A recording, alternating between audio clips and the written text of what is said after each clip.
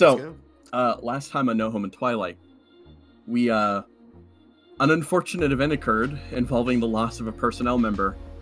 This week is a toast to memories. Though, that'll be quite difficult since, unfortunately, we don't really think we knew this woman. There were a few people before everything went down who might have actually had some sort of knowledge or understanding of her.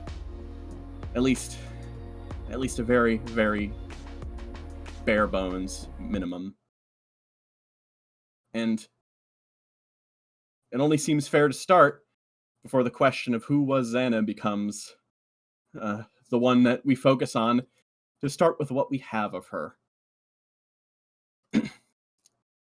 Hey, Bonnie, Zana. Yeah. After you both went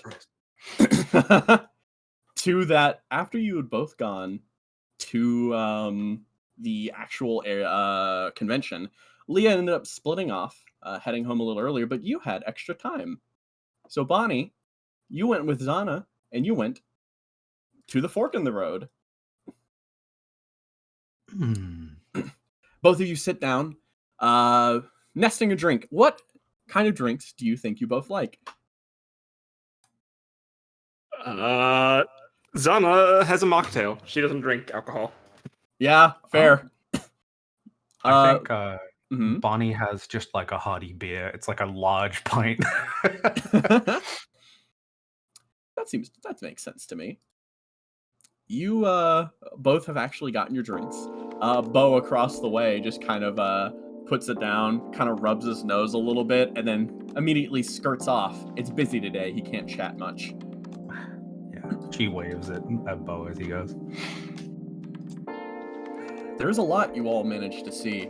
The Gilgamesh display was certainly one of the top exhibits of the convention, but there's a lot of other interesting pieces of information. Some new types of advancements in space travel. Nothing big, but definitely some interesting stuff kind of trickling its way down that would make new technology for the people back on the planets. All sorts of displays from other planets and technological advances. As long as a few, it definitely did seem to arc more towards military, something that sort of hits the back of your mind is probably an inevitable. But you're both nesting your drinks now, and it's been quiet up until now. I think Bonnie just like sort of leans over a little bit. She's like tired after the whole day. She just like rests her head on the bar a little bit and goes, "Why did it always... today was a little bit much." What do you mean? I got to see some of those new AI models, and it was really cool. It's just a shame it was all military-based. Zana takes a sip of her drink, and just kind of pauses for a moment. Sadly, that seems to be the way of the future. Anything good we discover ends up just becoming used for military before anything else. Yeah, I thought after all these advancements we might get some type of peace, but seems like we always got conflict. Prepare for the worst, and, well, that's what you'll get. Yeah. It's kind of why I wanted to get into AI in the first place, is to make stuff that will actually help people. Oh? Yeah, my dad does a lot of that stuff. What's he... I think he does. I don't know. He doesn't tell me a lot. He has some big contracts and things like that. Zana chuckles to herself. Yeah, my parents are like that too. Oh. What do they do? Well, my mother is a civil engineer and my father is an architect. Oh, I mean, they've designed many of the buildings on Earth 3, really. Any of the big name companies probably had work by them. She taps the bar and like sort of like lifts herself up again. Yeah, I think I've seen that name on stuff before, but I guess I never clicked. Well, you were looking at their pride and joy, or, well, I assume as much at least. We can hope so. To be honest, I can't remember the last time I got to see them in person. They're very busy with their work often. Oh. She looks like a little sad at that and says, do you at least have a good relationship with them? She takes a sip of her drink and shrugs. I suppose so. I was never particularly close to them anyway, so I guess I'm not sad, if that makes any sense. She like takes another sip of a like pint and goes, I can kind of get that. I not with my dad. If it was my dad, I love him to bits. Like, hit me and him. She like taps her chest, solid. I've never known if I ever had a mother or any potential like mother figure, anything like that. So I'm not really too sad about that either. So I kind of get it. It's a little sad when you think about it in just the abstract, but like, we make do. He nods and clinks her glass to your bottle? Can? Tea? Glass? Whatever your beer's in. Yeah, it's like a big pint glass. It's like a bag of beer. A bag of beer. We clink. She drinks and finishes it up before pushing it to the side. So, you mentioned you were going to, you were trying to get into a school. Which one was it? GM, what's the name of the school? Sky Voice. Man in the Sky. Shit. Wait, shit. Okay, wait. So hang on. You're going. Wait. You're going to. You were going to Zana's school, right? That's the. Yes, that was. yes, I think yes. the KVG guys tried. Yeah. Yes. Yeah. That was Central Angra University. Okay. So she goes, yeah, I was going to get into Central Angra University. I did some extracurricular studies and things like that. A couple years ago, I got the exam and I failed it. She leans back down again, dunking her head on the table.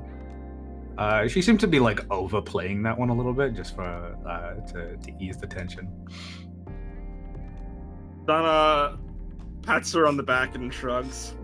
Wasn't all that good anyway. Really? They had some pretty interesting instructors and professors. Oh, well, I suppose, but really, you can find that anywhere if the people are passionate enough. You don't need to pay big money for it. Yeah, I was actually going to get a scholarship, so I was going to go on the government's dime. She chuckles at that. Maybe I should have applied for that myself. You probably would have got into it. You're all fancy and smart.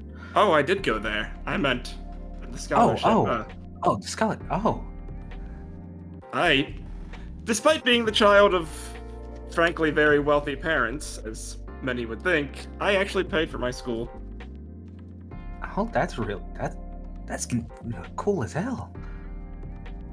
She shrugs.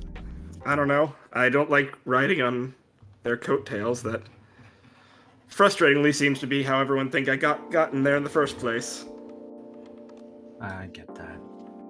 I understand the thought process. Like, I'm not going to say that I'm a saint. I totally assumed a lot of rich people get things just because they are. But the best thing about getting to know people is that you can change it by case. And it seems like she like leans over. You're one of the good ones, apparently.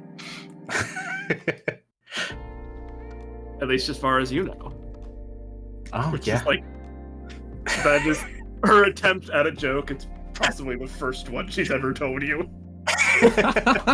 Bonnie's taken aback, but does smile. Yeah, maybe you could be some type of sociopath or something like that. Well, I could be too, so. You don't have it in you. Are you sure? I can throw a mean hook. She starts punching the air. Yeah, believe me, that's one of the classes I took. Self-defense is one of the key classes there. Oh You'd yeah. be a little rough around the edges, but you might do well in the class eventually with some practice. I took some self-defense myself. Oh, what style?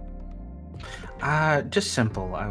My dad told me that I needed to make sure that I can defend myself. It was, I forgot what it was before. It was a while back, but I make sure to keep up my stamina. Gymnastics and fencing were mine, but I also took a few different martial arts as well. Oh, real fancy. Had to healthy body comes with a healthy mind. Yeah, I get that. Hey, anything else? She looks at Zana. I'll have one more. Yeah. He goes and gets you another, basically the exact same thing, slides it across next to you, gives a thumbs up, turns over to Bonnie. You know what? I'm gonna wind down for the night. Get me a non-alcoholic cider. Bonnie being prudy. He kind of goes over and kind of pulls out a non-alcoholic cider, just sort of pours you a glass and slides it over. Yeah, I got it. Sure, whatever.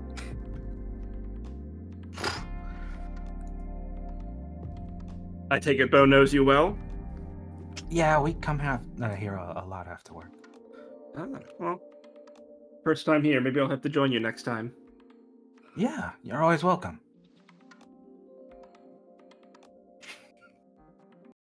But that day never came. Everything you remember can be summed up on a cue card. Where I went to school, what I did at school, her relationship with her parents. Something that, via her own admittance, she never wanted to be defined by, is all you know of her on a personal level. Bonnie, you snap awake again.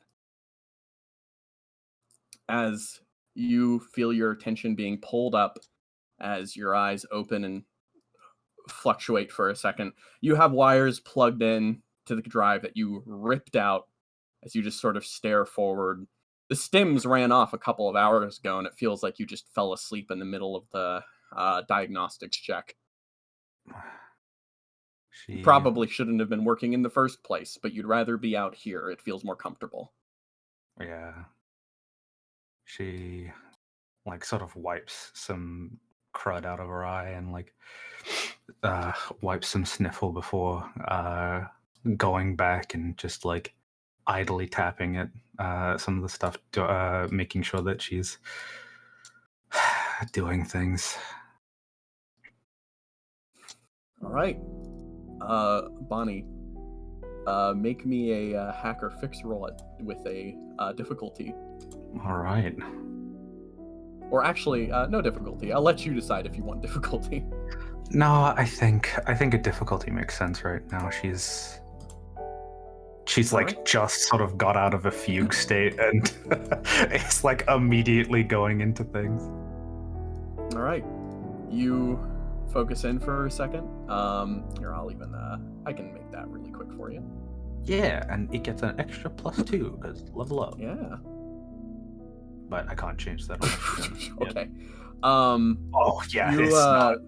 You start to look at the work you've been doing, and it's you just bat your head again for a moment as you stare forward at this screen and realize that everything you've done in the past few hours before you went to sleep has just been, you ran a diagnostic checks, you tried to fix some things, and nothing seems to be working. You still can't isolate what the damage is entirely as you sort of stare forward. He's been offline for some time. He's okay, but it frustrates you more and more that you can't talk to him right now. I think as she does that, she grips her fist and slams it on the panel, and just her body starts shaking as she just can't keep it together anymore, and she just rests her head on the little control center and just starts to weep just softly. Yeah. Hey, Helena? Yeah. You, start coming in to do a routine maintenance check on some of the systems. And as you sort of come in, rub your face a bit, you just kind of walk around, move past these crates a little bit. You sort of check a pad and see that there's a lot of damage you have to sort out, especially because of what's happened after last mission. And as you sort of stop right there, you peek over and you notice Bonnie sitting there just staring at the screen. You can't quite tell she's crying from this distance, but you can still just tell that she's just sort of shriveled up on the chair over there. Yeah. I think Helena takes out her cigar for just a moment. Her old eyes can't see from here, but just based on the body, just how she's resting and whatnot, she's like, she's not doing good. How much I do know.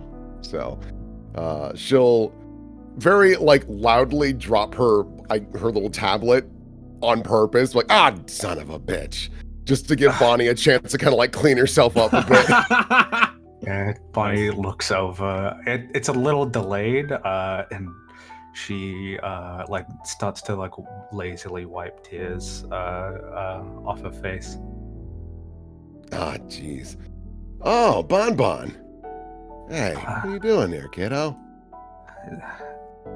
Nothing. I'm just working on this. What you working on? It's something my dad was working on. She gets she freezes for a moment, ooh, all right, we're in it already. Yeah, you knew on the last report they found Bonnie clutching his body in a dugout bunker in the Arca HQ. It's not private information. Everyone knows it at this point. It's gone around. Yeah, I think Helena will kind of lean over a bit and gently put a hand on the chair, but is also ready to remove it if it looks like it's making Bonnie uncomfortable. And just very quietly goes, yeah, want to tell me about it? It certainly looks intriguing. She, I think, vaguely notices. She's looking, just staring at it. And she goes, I don't even know. I know, but it was the secret stuff my dad was working on. I got to sit in a couple times and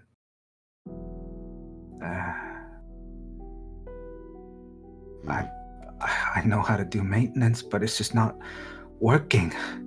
And I need to make sure it's all right. Hey. I think you need to make sure you're all right first. You've been through hell, sunshine. I don't know what to do. I don't know what to do with myself. No, I don't expect you would right now.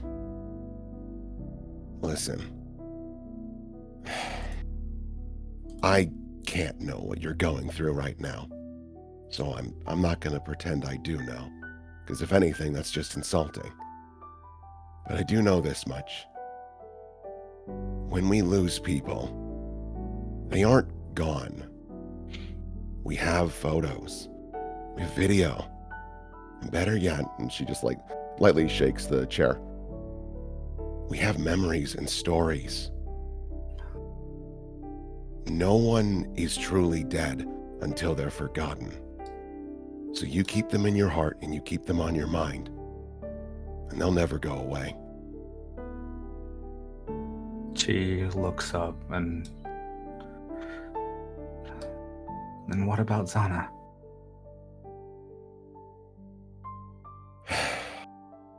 Yeah. This is bad to say, I didn't know the girl very well. She seemed nice enough, and I know you knew her quite well. Quite well is an overstatement. You knew her better than me. And that eats me up inside. How do I don't know how to feel right now. Hey, it's okay.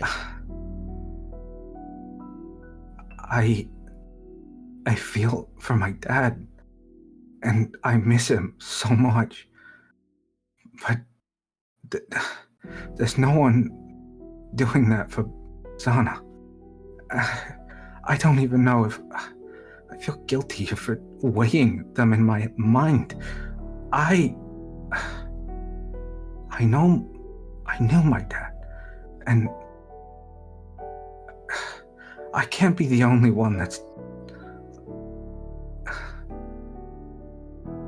What if I'm the only one that remembers Zana? I have no clue if her family's still alive. Hey, Sunshine. That's honestly been on my mind recently. When I got the news, it's terrible to say, but I had to think. I had to genuinely think. And that's not fair to her. That's not fair to anyone. Which is why, if you're interested, I have a little project in mind. Because I hate to say this. As long as this war is going on, we're going to lose more people. And I hate the idea of people going to my funeral and all they say is, well, at least the air's cleaner now, right? You know? She subtly chuckles at that, but also almost feels like she's in pain after doing that. Yeah. Helena gets a smile.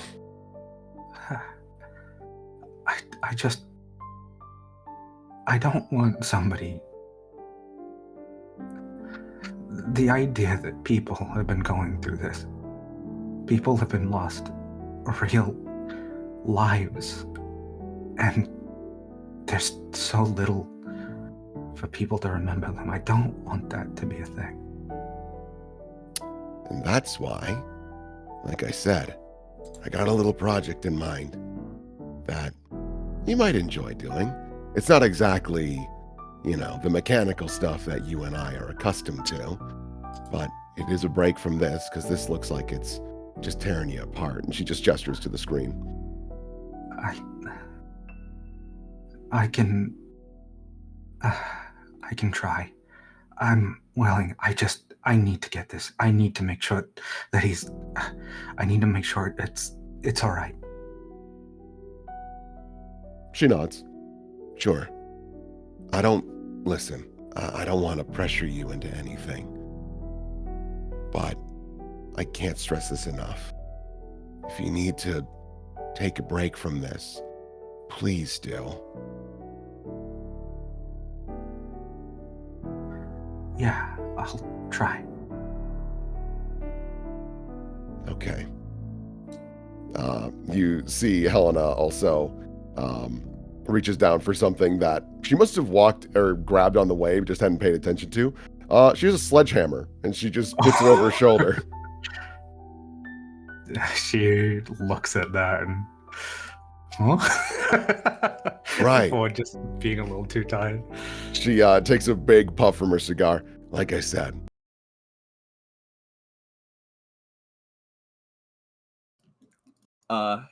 Hey, spoiler, are you there? Man, I wish we had a bar. Yeah. Yeah, like a bar would be kind of nice. The man across from you is just kind of sitting awkwardly. Both of you are there, and he just kind of yeah. You're still here.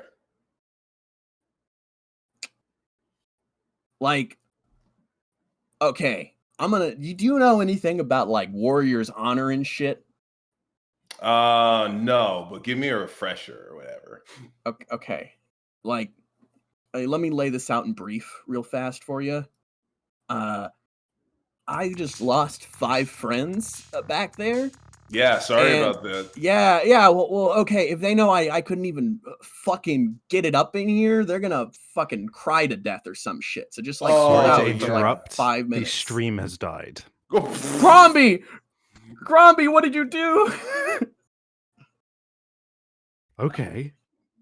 Oh, Oh, Twitch is great. fucking Thanks, What up? does that Twitch. mean? Oh, Twitch, thank you. Whoa, I was worried there. Luckily to know it's just Twitch.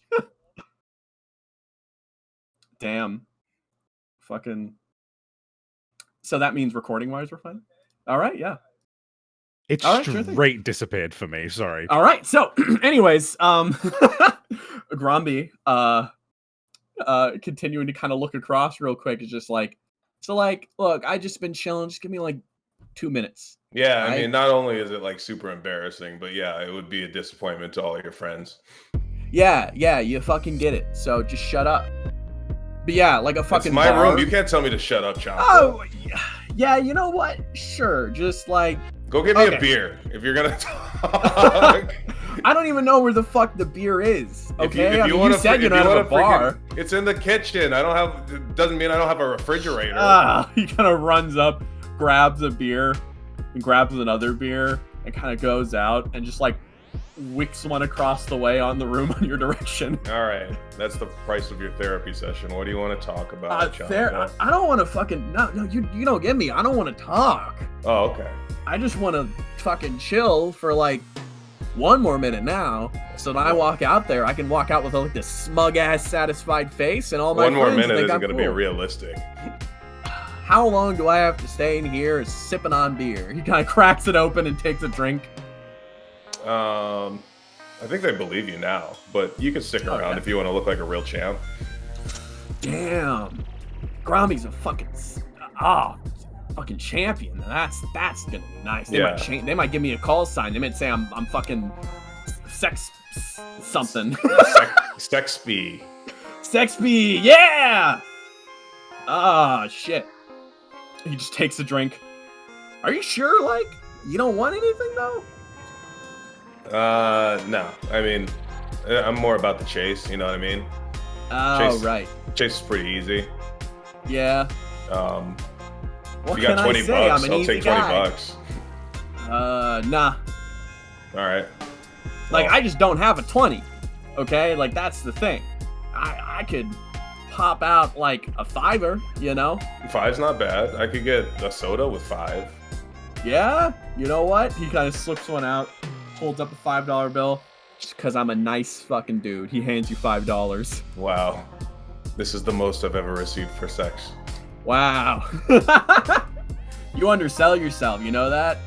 What do you mean? I bet. I mean, I got no clue, but there's a knock at the door. Busy. I'm like really fucking good at this. The door cracks open. Duck. Oh, he knew. Hello. Shit. Is this one? Oh yeah. Whatever. Yeah. Come get the fuck inside. Come on. Kind of waves his hand. Understood. Goes in, closes the door behind him. My apologies if I was interrupting something. No, you No, weren't. just like keep it chill, okay? Just don't tell anybody, otherwise Yeah. all of his friends are going to be driven to sadness. Yeah, that sucked. Understood. I have no lips to seal, but consider it done. Yeah, I was gonna offer you a beer, but where do you take it? In like your nose hole? Unfortunately, no. But I can plug it in if you wish. Yeah. No, I want to see it now. She gets up, runs into the kitchen. I want He to see kind it of looks happen. over Peter like, so do you like fucking like, yeah, how do you, could you like do a keg stand through your nose? So he literally does the thing of like basically he unplugs like one of the fucking cables like on him. Basically goes, this is how I would normally drink it, and opens the beer and like just puts the thing in and it starts to suck it in. That's awesome. Damn, bro. That's some fucked up shit. I usually say never go full clink clank, but that's because nobody can beat you. You're the king of clings. How flattering. He just sets the beer essentially on his chest area. There's like a little bit where you just can like hang shit on. And it just I can do that stays too. there as he just sort of continues sipping. Gromby, since you're closer to him, you're the one that can hear the sort of worrying word that's going on while he sips. He just stays there, spider legs and all, and kind of goes, I was actually hoping to talk to you, spoiler, if you don't mind. This isn't a drug test, is it? Absolutely not. Okay. I already know all about that. She she gives him a side eye. Yeah, shit, you know what? I think I'm spent. I was a real champ. See ya, Doc. Congratulations. Yeah, man. He kind of goes and pops open the door. And then he kind of goes back and actually kind of taps you on the shoulder. Hey, man, do you got any meds or something? I do. What is your ailment? Little Piper won't sing.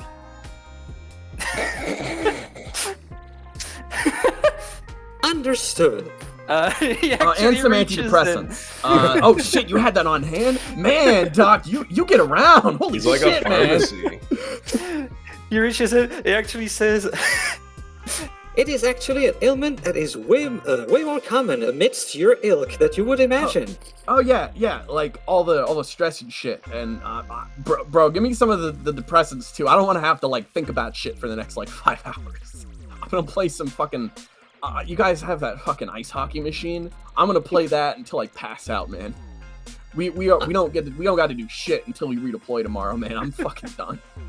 Understood. If you're going to take one today, make sure that you take a lesser dose tomorrow.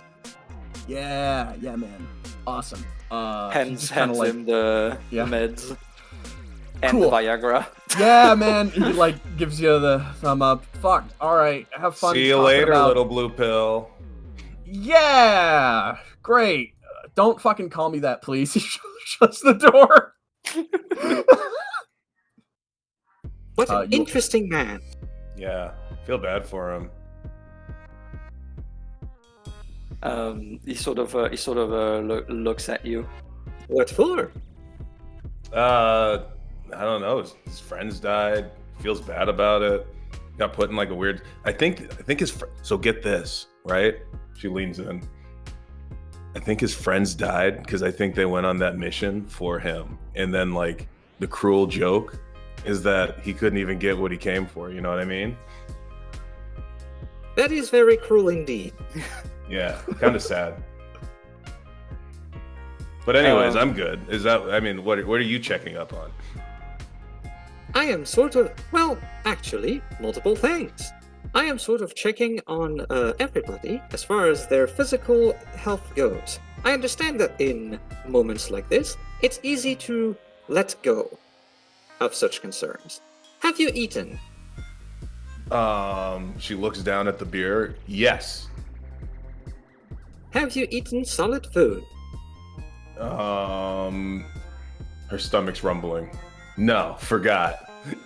You should eat solid food. All right. She looks under her bed. Under her bedroll. Christian, is there anything under the bedroll? Oh man. I think. I'll roll for it. Yeah. No, I don't think there's much under there. But give me that. Nah. No. You're out of cans and snack boxes. I'm out of snack boxes. No bed snacks. I am glad I came prepared. He reaches into his fucking bag, the same bag that he took the meds out of, and takes out the equivalent, whatever this planet's equivalent of granola bars are. Oh, sick. I love granola bars. You know that granolas and oatmeals are like the same stuff? That's fascinating. Yeah, they're just prepared differently. I don't know. I'm not a chef or anything. I just like granola. And it's not bad for you either. sort of readjusts and to give you a little bit more space to let you eat, and sort of stands there a little bit and kind of goes, I actually have a couple questions for you if you don't mind. Yeah, sure. Shoot. Why don't you sit down? You're making me uncomfortable. I mean, you got a bunch of legs, so I'm sure you're not uncomfortable, but you know the expression.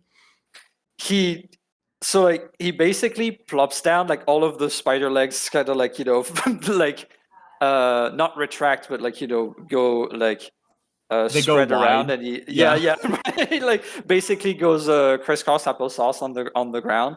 Is this better? Yeah, no, that does feel better. You're like a cool substitute teacher or whatever. Wonderful.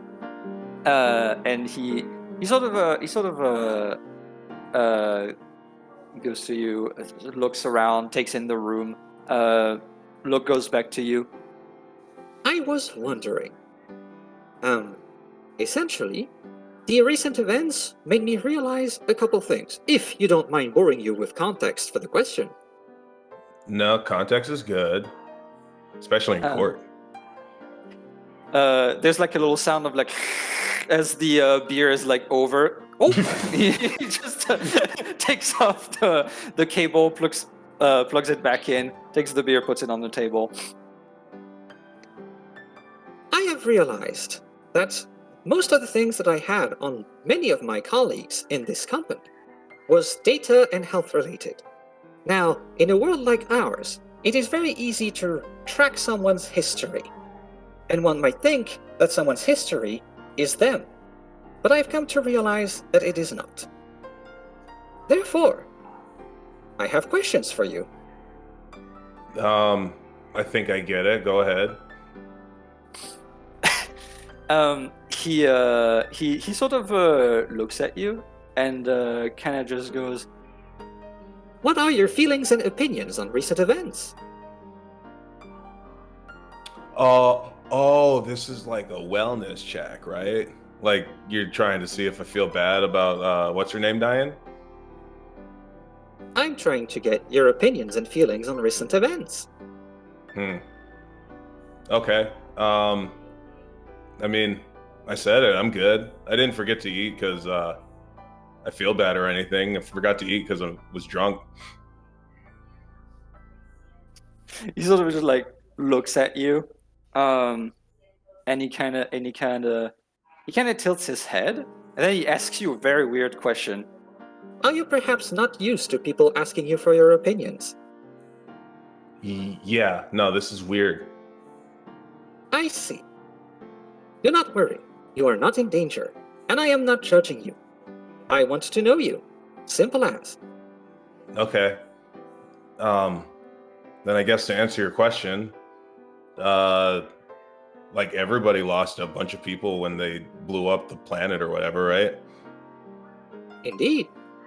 So I guess it's just part of the trend of people keep dying and I keep living, and I don't know why.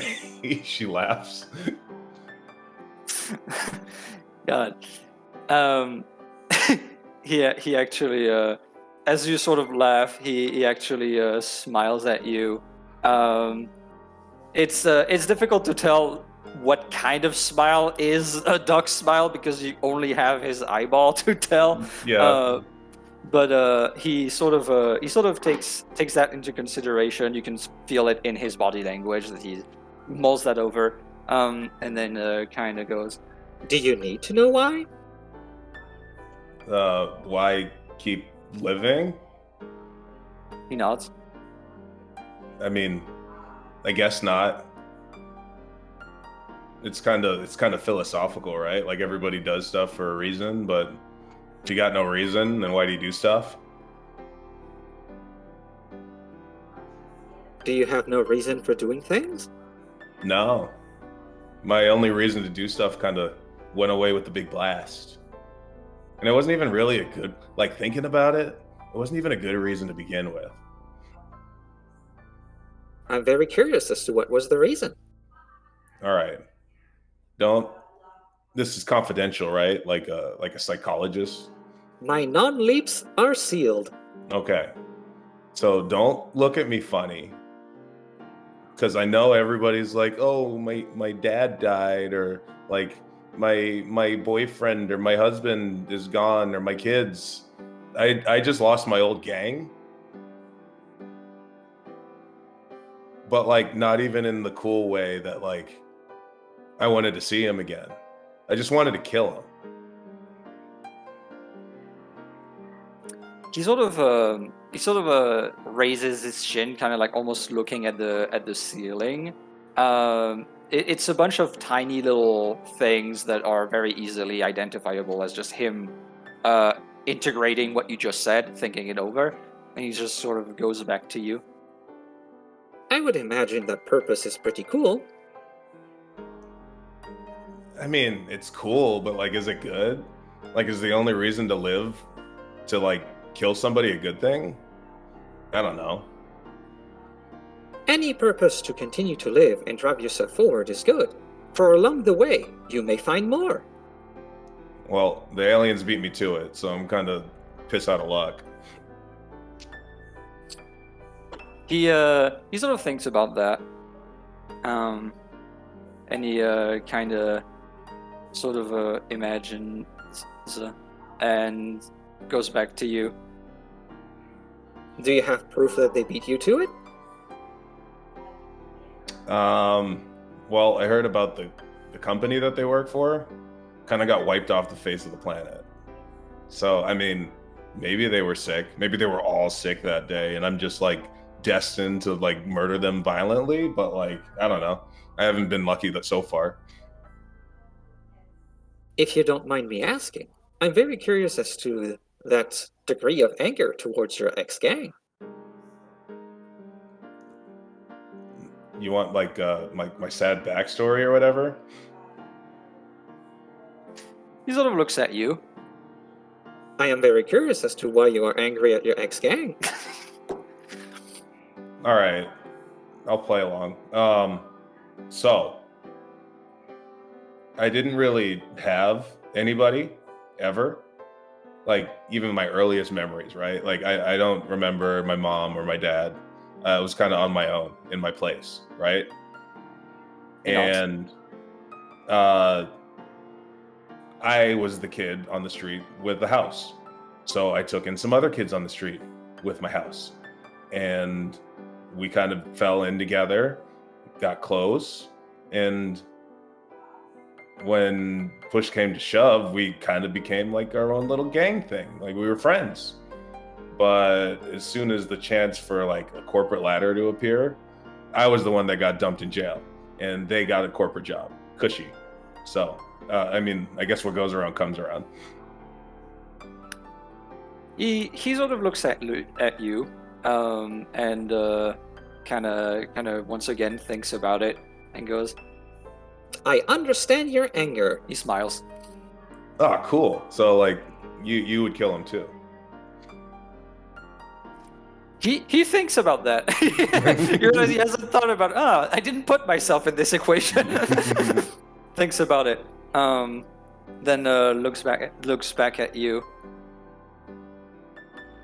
I have never had to really face the idea of revenge, but I would imagine that if I had the possibility to, I would at least want to understand why.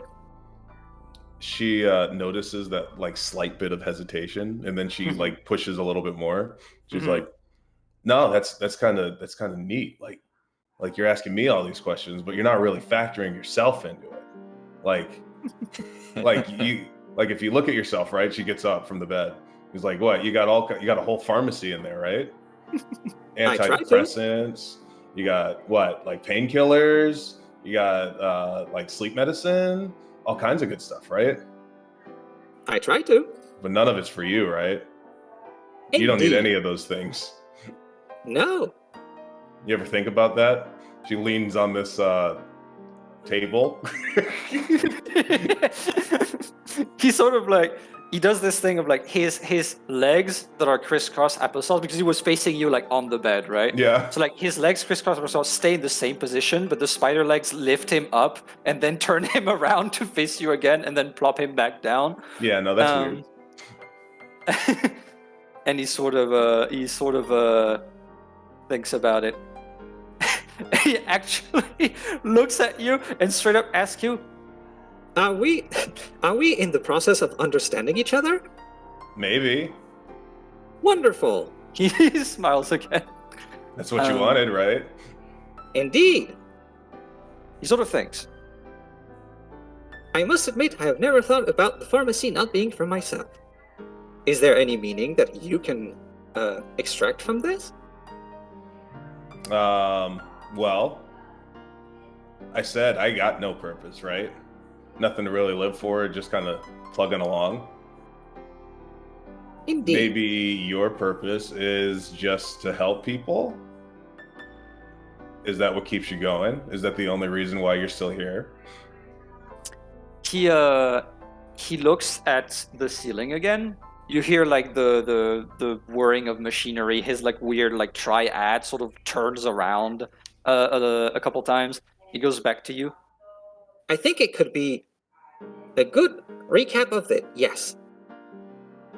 Like, not to assume anything. I assume you don't have like a family, kids, stuff like that. Thankfully, no. I haven't lost much in the glassing. Right. So you go on to help us, which is kind of cool, but also kind of sad.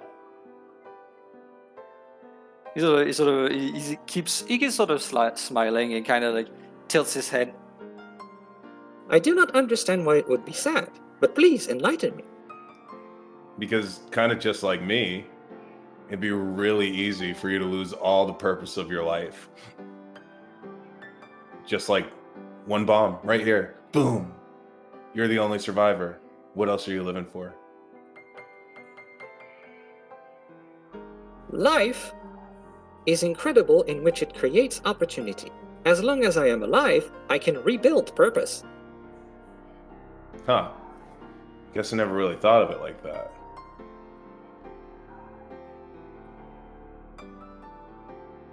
But at the same time, that means I guess I'd have to open up and open myself to getting hurt the same way that I got hurt before. What if I don't want to do that? He once again that time he doesn't look at the ceiling, he doesn't look at anything. Literally just his eyeball like turns as you could fully tell that he's like focusing in on you. And he sort of goes, It sounds pretty scary, doesn't it? Yeah, it sounds like the worst thing in the world.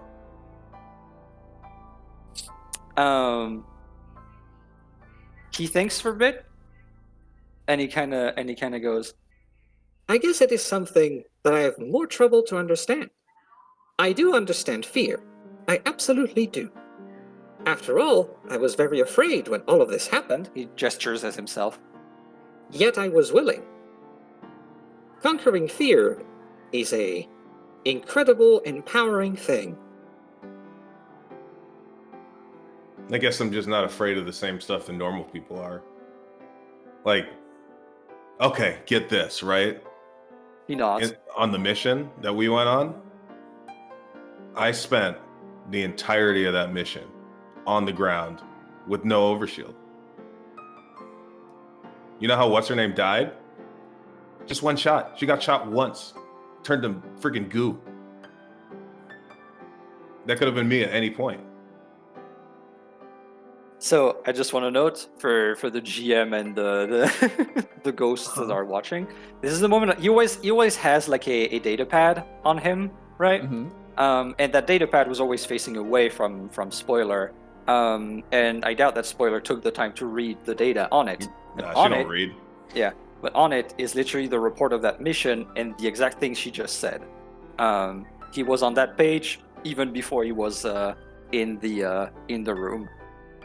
Now that we have reached the topic that he wanted to reach, Are you playing me?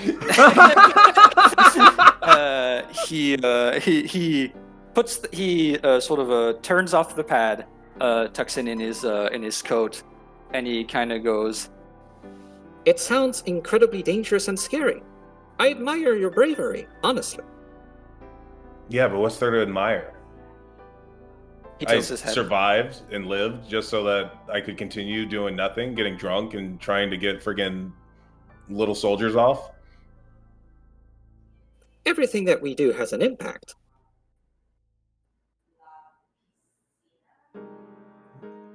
I guess I'm not far enough away to see the ripples yet. Would have to keep on living to do that. Well, I don't plan on dying anytime soon, so maybe something will happen. We are in very tumultuous times. I am quite certain that something will indeed happen. But here's the thing. And he sort of gets up and sort of goes over here. In tumultuous times like these, it is the perfect opportunity for people to make a change. You may not know what change you want to make now, but it might come. I guess I'll keep an eye out. It's something to do at least. Indeed. And while you're at it, He leans in a little bit closer. make sure you keep eating. Yeah, as long as you got granola bars. You can't, those aren't for you either, right? You got no mouth. Do you want to see how I how I nourish myself? More than anything in the world. I think we can cut away. You gotta keep the mystery intact. Okay, actually, in that case, really quick, upon that note, as Duck, you reach over and there's a click on some part of your body. There's also a click of a lock and door turning. Silas. You step over, clip open the door, and as you do that, you see someone on the other side as she just sort of lifts up a data pad at you, and just sort of hands it over. We managed to get the main stone fabricated. Here's any details. Good luck, Mr. DePayne. I need to go sort out a few other adders. We're getting more mail now that everything's getting sorted. To be expected. She nods her head. Good luck. I might not make it to the funeral. She kind of just steps off. And he just quietly closes the door behind him. And walks into the room, kind of ponders for a moment over at the chair that he has set up with a table, and on the table there's a couple of different spirits of that he kind of has collected and slowly making his way through, as well as a case of cigarellos. He notes that he realizes he's been at this chair twice in one day at one point, and that is more than normal. And he just kind of brushes past that before then just going and sitting at his desk, and he kind of starts doing something that he's been doing more than he has let anyone else know recently, and that has been going over the files to do with Zana and just looking up her history. And there's been this kind of strange sense of duty that he's been feeling. And he kind of sets up his data pad and he looks at the footage, the file rather, of the footage that was captured from that day. He's seen a number of different incidents in the past, and he's definitely seen a number of really gruesome deaths over on Earth 9. But this one is different. He still watched it through, but there was something new about it to him. And he's been thinking a lot about this being the first death under his watch, essentially.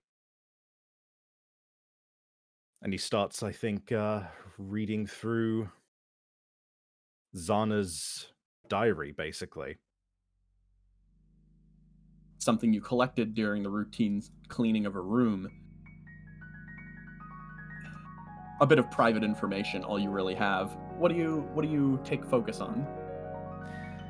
He is the kind of person where he reads like everything very meticulously, like kind of tries to take in as much info as possible.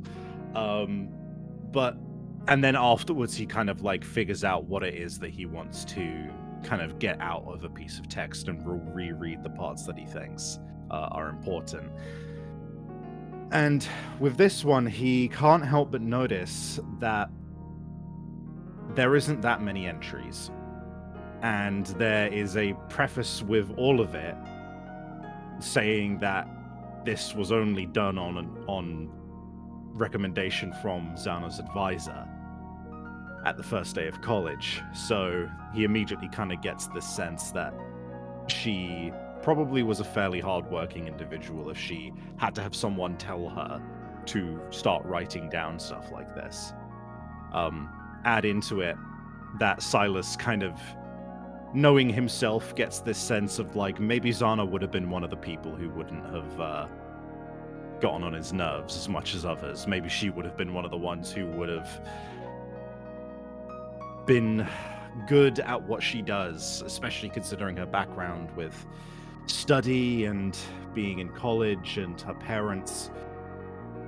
But she clearly writes in the diary as well, in the few entries that are there, that she's not exactly keen on the idea of her parents being the only thing that define her. But the last one is what kind of he's been focusing on probably most, which was an entry that was there on the week of Bonnie's birthday, which was before the convention. There's some talk about herself, Duck, and Helena planning a little something for Bonnibel.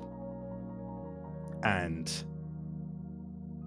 that is pretty much the only piece of personality that he can kind of see here.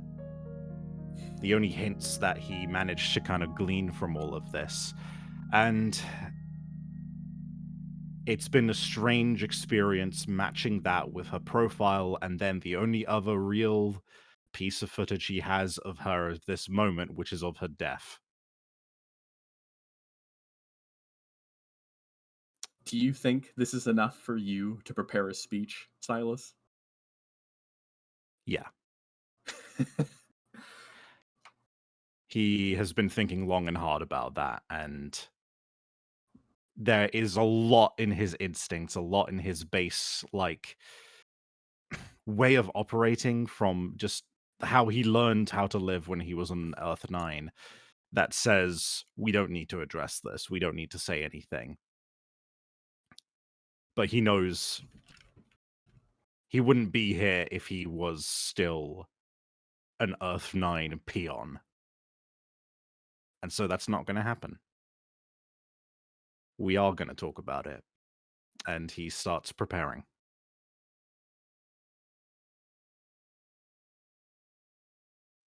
Very well. You get to work. You still got a little bit of time until that speech, and so now you just have to hone it. Meanwhile, somewhere else, more near the central area of the actual rest area where people are just kind of just hanging out, there is a current discussion happening. Let me just everyone go over here. As yeah, man, like I don't know what to tell you. Like, I mean, I'm just gonna say I thought the APC was loud, bro. I don't know. I don't know what to say. He hits the hockey puck across the way, and Agano just kind of look. I didn't actually want details. They kind of just smack it back in the opposite direction. You just kind of started talking about it. I'm happy for you. Just shut up.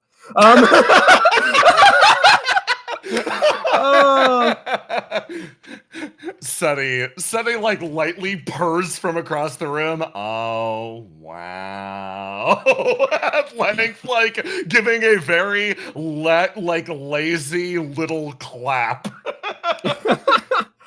Bandy just kind of is leaning back on the couch as he just sort of looks across at everyone, and he's just like, "Yeah, some mission, crazy shit, gotta say."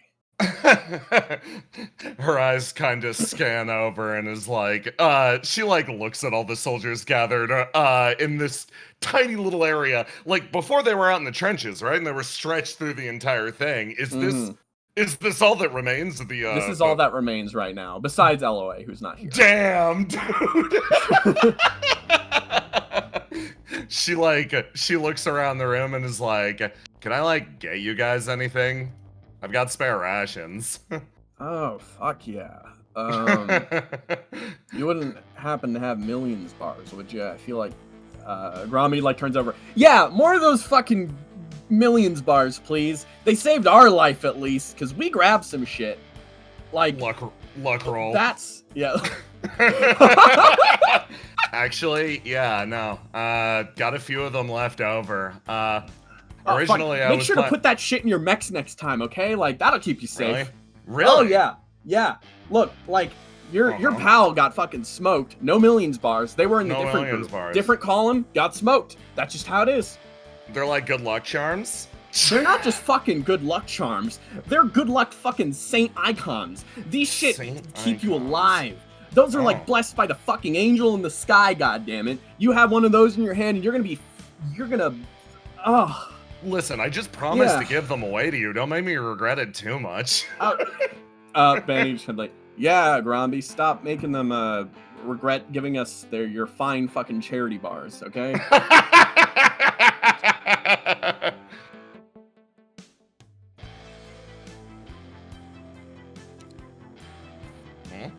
Sunny like folds her arms. Really? Oh, that's weird. Okay. Wait, I got it. All right. One thing you need to understand is those superstitions won't carry you far. One day it's the million bars that you ate. The other day it's pissing on a tree. The other day is just you happen to take a shit before going into a mech. Yeah, man, because there's million bars in that shit. That's a fucking blessed shit, so that means I live. You don't get it. You're just not thinking all the way through, okay? I can't speak to any particular ritual, but why not cast a wide net? Maybe one of them works. Do you lose anything by putting your faith in them? Wouldn't you rather say it was because skill that you lived rather than luck? She sort of smiles, paying attention to the small details. And capitalizing on your luck is a part of skill, isn't it? Yes. She sits on the edge of the table, bouncing her knee a little bit. She's been extensively taking notes and adapting to, well, the last few days. Okay, same deal as before. She looks over. I'll give you the millions bars that apparently can save your lives if you trade me. She motions over to the guy with the camera. More footage. I need more battle data. More kind of like looks around. Yeah, that's fine. Just make sure that Good deal. Just make sure that we do that away from the main space because I don't want to get cooked. Taps her nose. Yeah. Okay. They tap their nose too, as they just sort of go back, and then they start getting really into the hockey game at this point.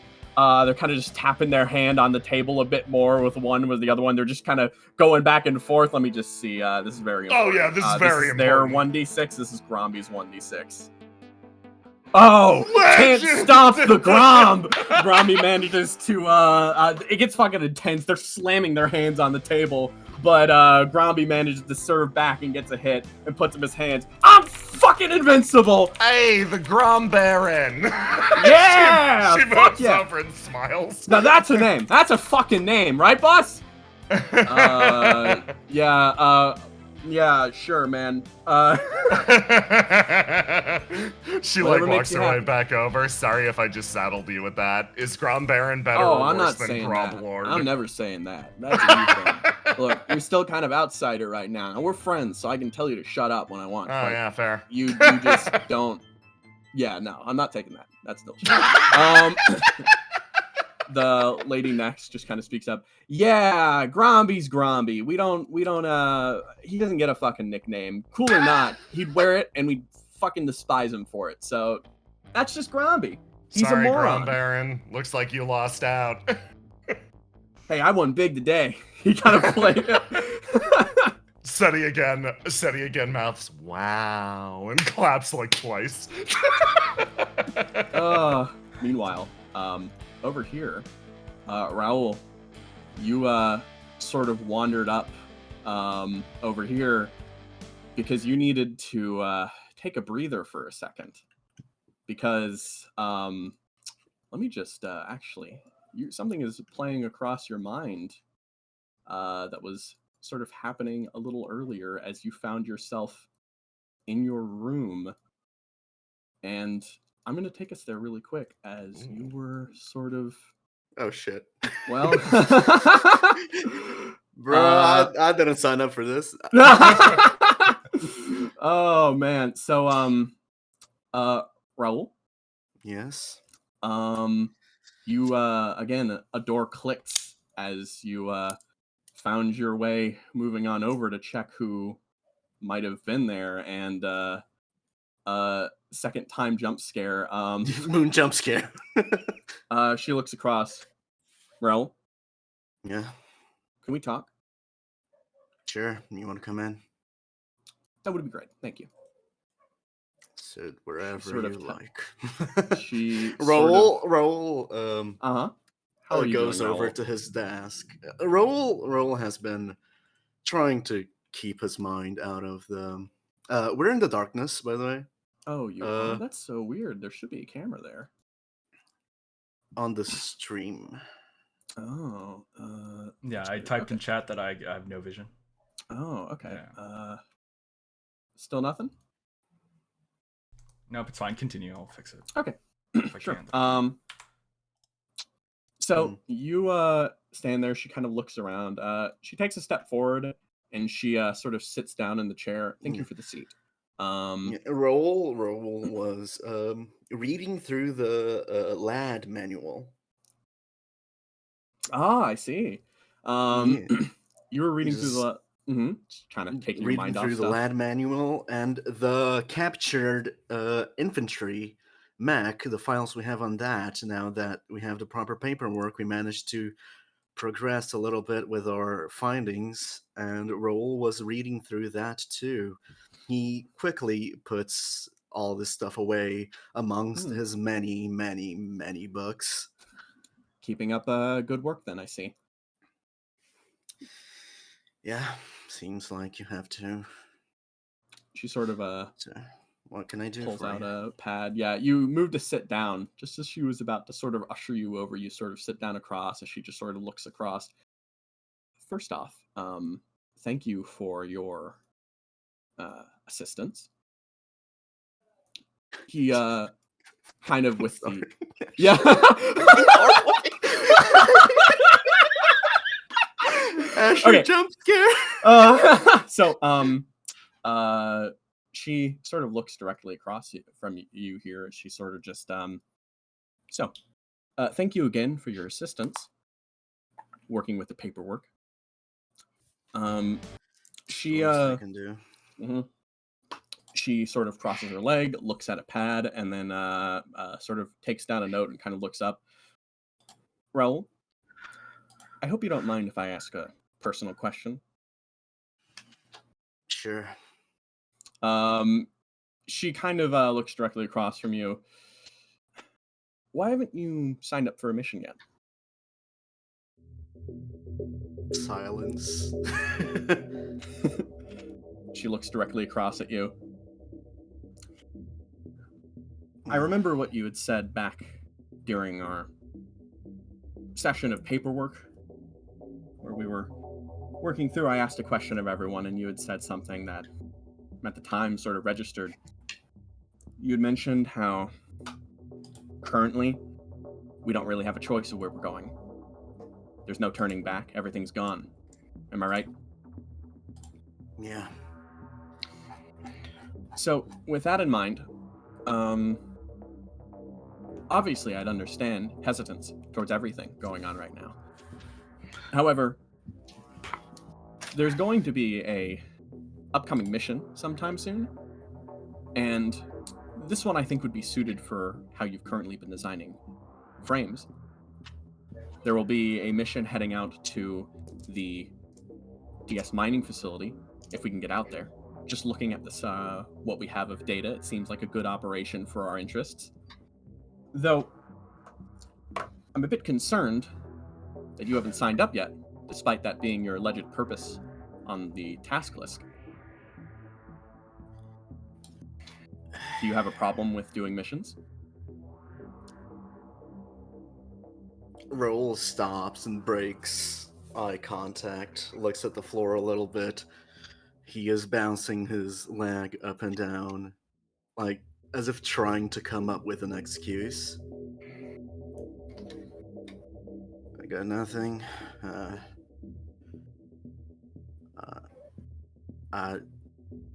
He struggles to get words out. She kind of, I watched the battle footage of the previous missions. I don't know if I trust my life to those people. She kind of looks directly across as she sort of stares directly at you. I'm afraid you'll have seen to. It? Have you seen the footage? Have you come through it? Have you watched every second of it?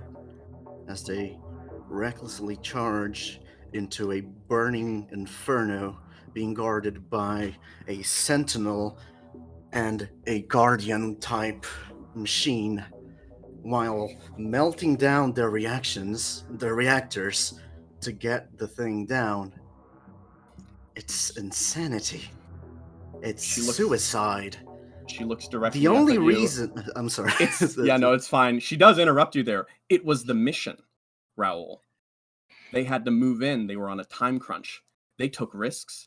And by taking those risks, of course, they might make mistakes. But that's what they have to do. That's what you have to do as a member of this company. I won't take armchair military advice from someone who hasn't signed up for a mission. I make myself clear?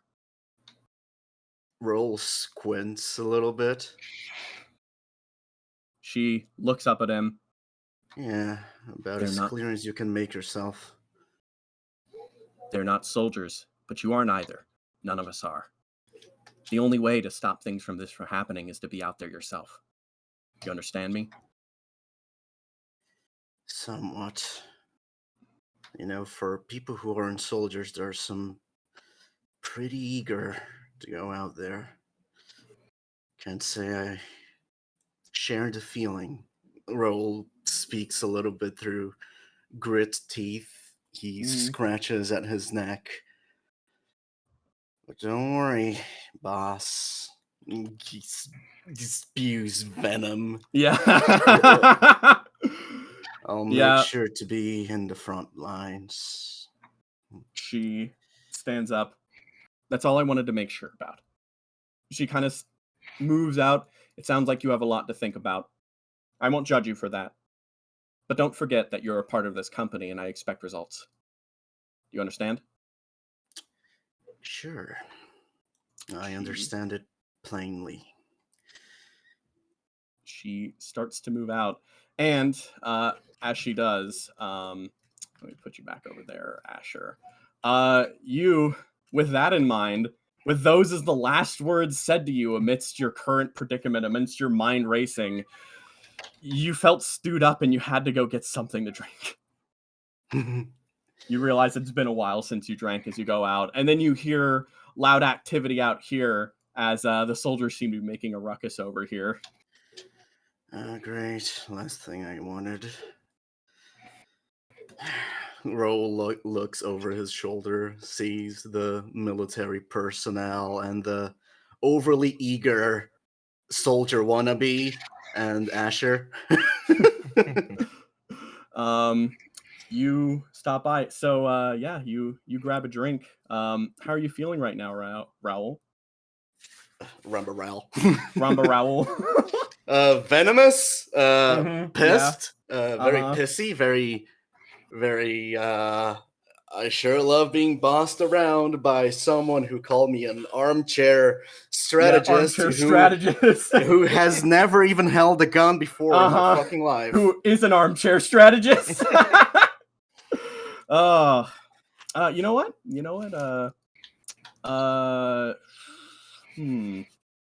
Let me ask you an honest question right now. Does Raoul think he's wants to go over there, or does Raoul currently feel like he just wants to go back to his room? How's he feeling right now? I think Raoul is going to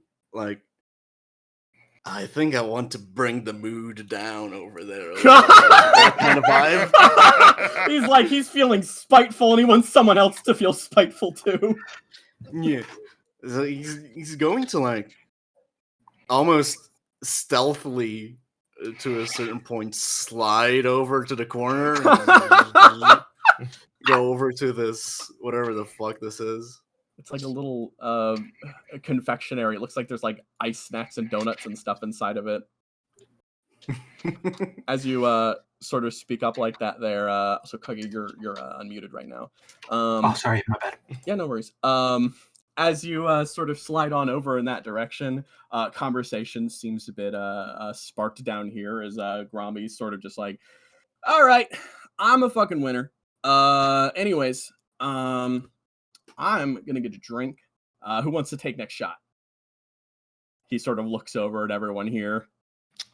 Said he looks over to Bandy. Oh, really? She gestures with her head. Man, I haven't played in a while. He kind of scoots out as just sort of heads on, and he's just like, well, shit, I guess I gotta. All right, boss man. Get him! Yeah. Hang on, let me make a really important roll really quick. It's a coin flip. Yeah. Crombie one of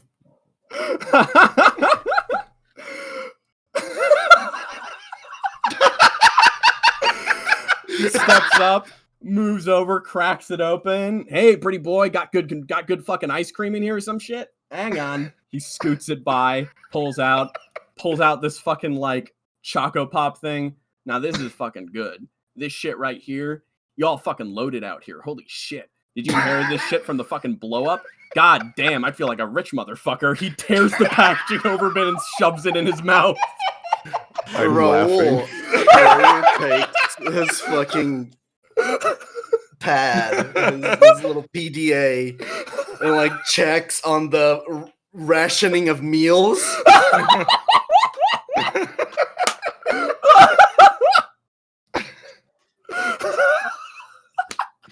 Hey, Asher. Yes. How much longer do these guys get to freeload around the base? They're going to be deploying soon. Let me just... Setia's like, Al, so they're not freeloading. Gromby, tell them about all the stuff you got up to. Oh, yeah. We were out there. Oh, man, you should have seen it. We were goddamn heroes. Sailing across in the fucking APC, just going across the way. I saw it. If only you were blown there, up. bro. Yeah. It's kind of fucked up, man. But you know what? We're fucking out of there. We're alive, dude. And you know what? That's important. We lost some people. We all lose some people. But man, we're out there fighting for the future. You know what I'm saying? He kind of gives you this mock kind of, motivational face as he just sucks on the lollipop or sucks on the popsicle again. Wonderful. Yeah, man. He kind of steps on back, goes on over as yeah. You have so much energy. I do not understand that. Is it the drugs? He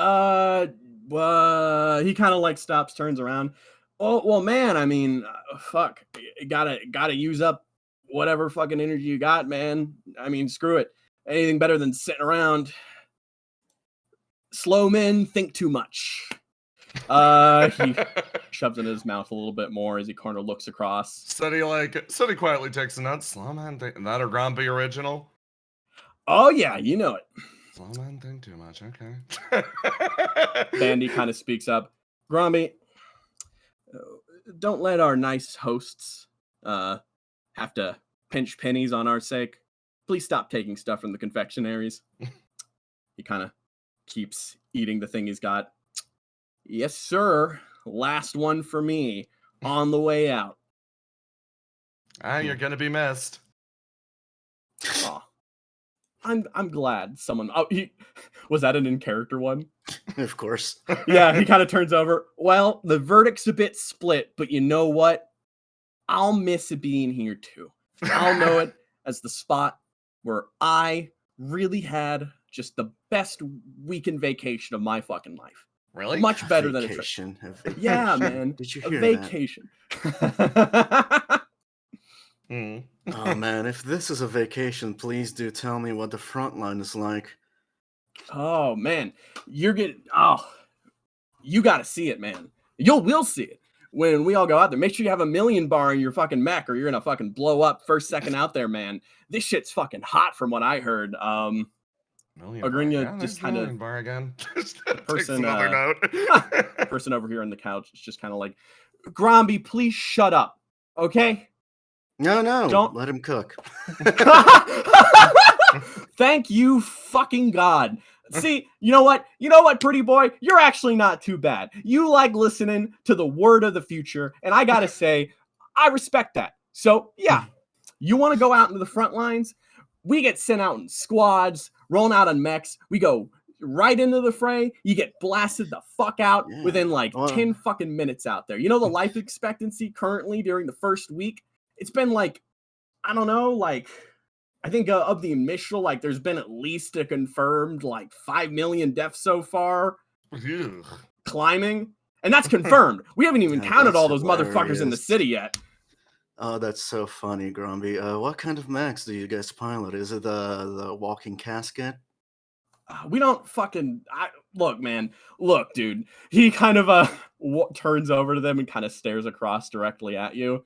As just like, we don't get those fucking things, man. See, some bright-eyed HQ dude was like, oh, you know, mechs, strictly impractical, even though they're cool as fuck, because they want to drain our fucking spirit, keep us in the trenches. You know what I mean, man? Instead, we get to roll around in these stupid-ass APCs and tanks, and we get these mass-produced, functional, good, yes, but boring-ass fucking things that with engines that go too loud in your fucking ear, and it's just the worst. Like, holy... He stops and sort of just, like, starts eating the popsicle a little bit. Yeah, comparative. Yeah.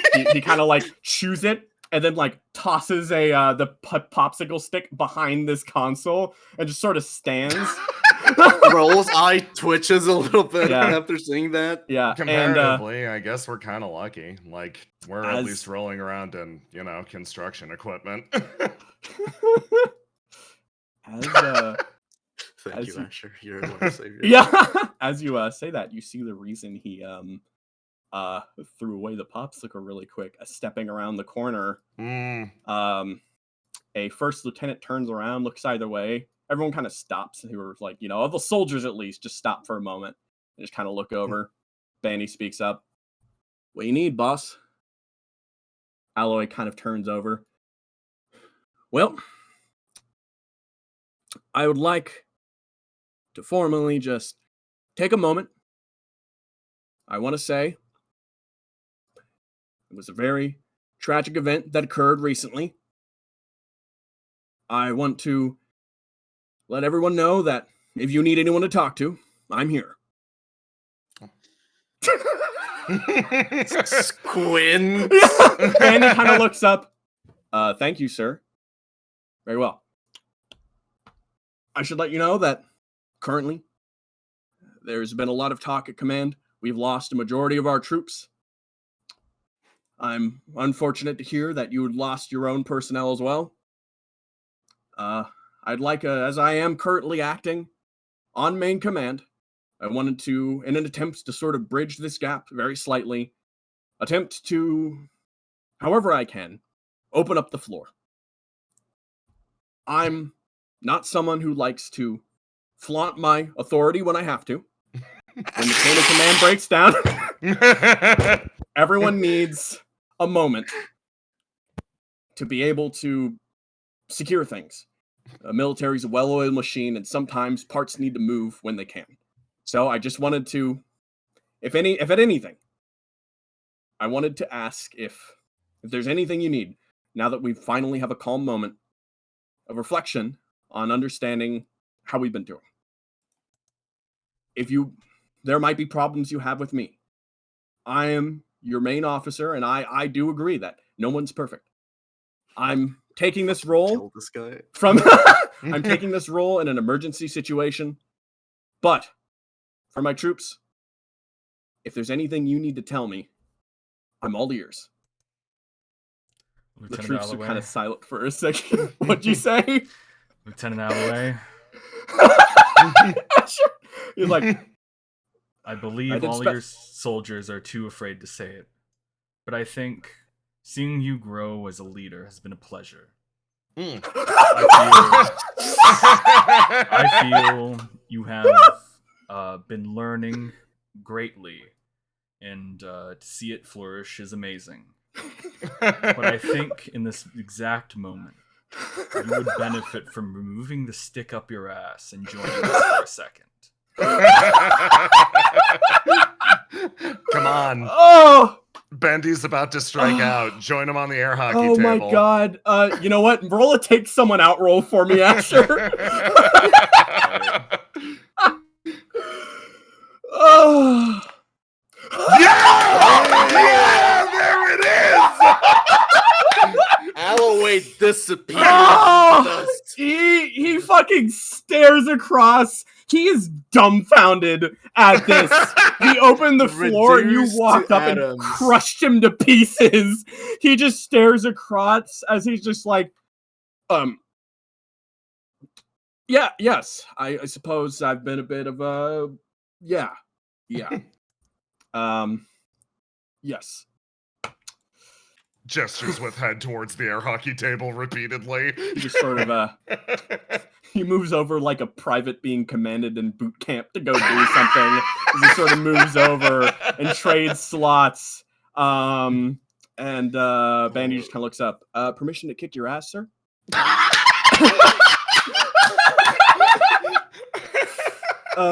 Alloway, out of his element, not really sure quite what to do in this situation, takes the insult and just has to deal with it as Bandy roll. Let's see. Eviscerated. Oh man, Alloway Yes! roll. Let's see. Okay, Alloway. Oh god, Oh, escalation. it's heated! It's heated. It's heated. Alloway roll. Damn. I think this is gonna be a. Damn. Okay. Alloway starts playing and he realizes Honestly, his good life for is him. really being come for, so he just tries to go for it. Good for him. Oh god, you've made a man meek today, Asher. First of many. Hey, the meek shall inherit whatever the fuck's up there, or whatever they say. Hey, you're cool. He kind of goes over and pats you in the shoulder too. Hey man. The moment Gromby tries to pat Roll on his shoulder, he backstabs and bats his hand away. Ooh, all right. Sure thing, Not bud. the touching type. All right, you know what? Fair. But I appreciate the gesture. He reaches Roll into takes his a pocket. pool cue. Yeah. Yeah. He starts playing pool. Yeah, he takes out a millions bar, places it on the pool table. That means I wish you safety. He goes over and grabs the pool cue. Roll stops for a moment. I'm pretty sure that was very sincere. And he Roll is thrown for a loop, takes the bar, and is like, thank you. I appreciate it. The sincerity is kind of choked down for a second as he sort of just gives you like a really forced wink and then plays some pool with you. That's the nicest thing someone has done for me in a long while. He Damn. puts it in his pocket and he crushes Gromby and Pool. No. Nah, we Give me a need to roll. 1d20. Give me a roll. Let's see how Gromby pools. Here's his pool roll. That's not too bad at pool. That's Give not me a terrible. pool roll. Add your skills. Oh Yeah. shit. Yeah. Oh Jesus Christ. The one. Yeah, you fucking got it. Yeah. You fucking demolished Roll Gromby. does that thing where it opens on a game already. Yeah, it he opens on the a game game. and it ends instantly. Yeah. Yeah. Oh fuck! I want to play. Oh man. Sorry. Let me just roll legitimately after being shown kindness. I'm sorry. Oh fucking yeah! I'm kicking your ass. Get it up here. He just starts playing to reset the board. Yeah. I think I'm gonna cut that one there for a bit. Yeah. Is there anyone who wanted to? Let me. Oh, you know, Shark God. Dog. Is Dog's Who? here, right? Dog. I don't know if CJ. I think he's here. Might be. Yep. Yeah. Okay. Dog. You want to dog something? Sure. All right. Hey. In that case, hey CJ, what's Future doing since things started happening? Oh, what Future's doing? He is trying to sleep, but he's not able to. So he's listening to music with the classic giant headphones. And he's just going through CD, and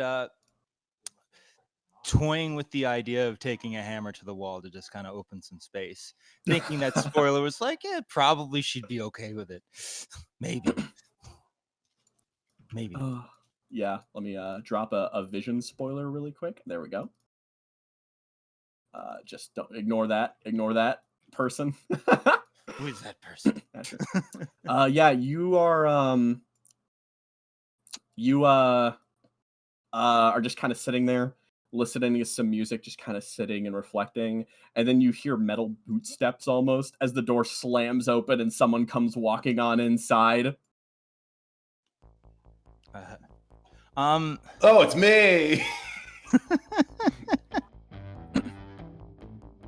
Oh, hey, what's up? Hold on. And he takes like a headphone, like one ear off.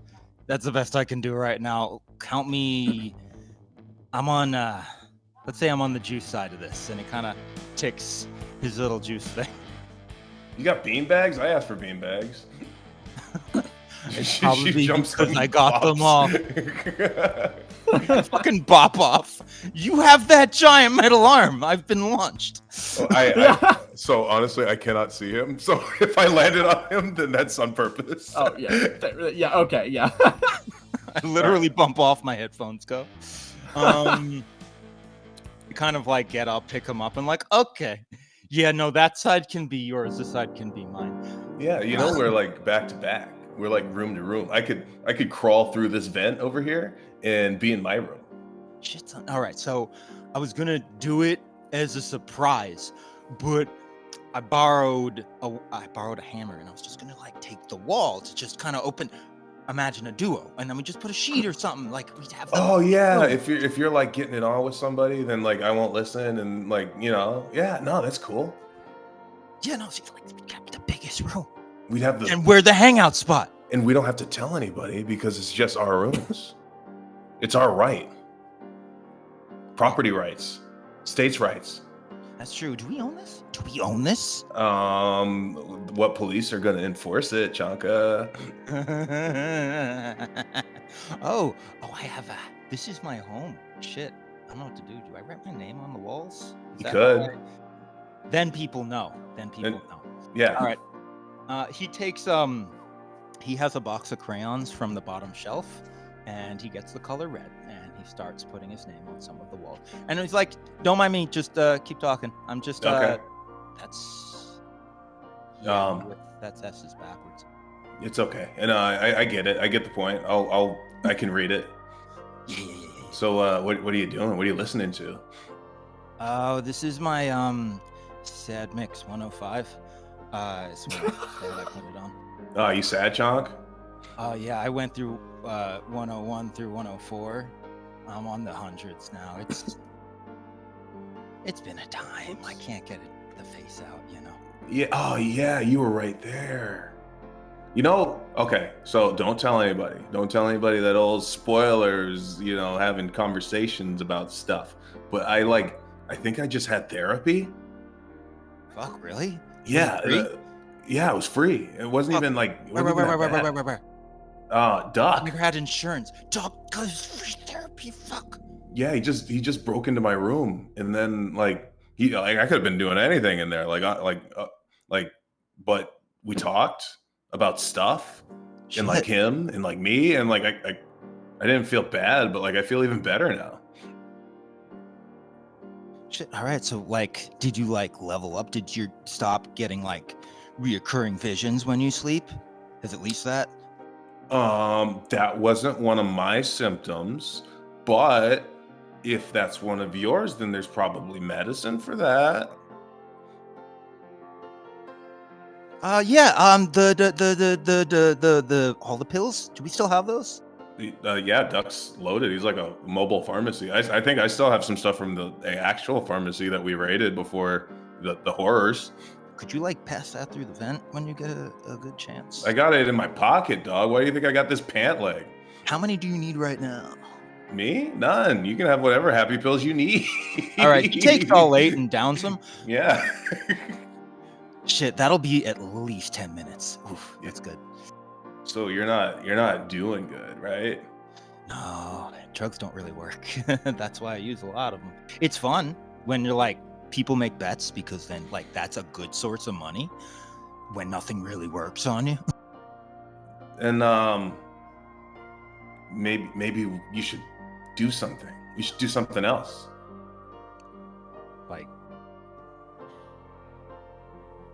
We're just kind of gives you the most get out, I'm in the void look. What do you mean? You're just kind of sitting here in the sad stew. But it wasn't enough. I don't understand how you're just okay. How many people do you really know reserved? I know you and you know me, right? And I know Asher. And I know a lot of some of the people. I don't know. But Well, I could say all their names. Don't test me. But I'm not gonna judge you. I don't know anybody's name. Oh shit! Thank God! Oh my God! Oh. Why do you think I give people nicknames, Chanka? Shit! I just remember because well, I don't know that many people, so I just generally keep a clock on most. So when one leaves, that's an opportunity for me to I don't know. And he kind of trails off. It's nice to get to know people. Let's keep it that way. And he kind of just gives up on the subject. How are you doing? You want some of the music or the everything Mikasa Sukasa. Then yeah, give me an earbud, dog. Bro, yeah. And he kind of it actually detaches from the thing and goes into yeah, they're both wireless. Oh, sweet. Fucking amazing. Love this. But so yeah. what band is this? Oh, so this is Crash Mix. You're gonna hit the drop and oh yeah, this is the one where the whole song is the drop.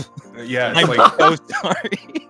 Oh no, I get That's why it's on the sad mix because it makes me deeply disappointed in myself and my music choices. Yeah, it's like edging. I get it. Yeah, exactly. The next song's the drop. Don't cream yourself after the waltz. Okay. No, that's pretty good. Yeah. You were gonna ask me something though? How do you? I don't know. You seem like you had a lot more experience with feeling okay with yourself at all times. The trick is not to feel anything about anything. How do you achieve that trick? Don't open yourself up to disappointment.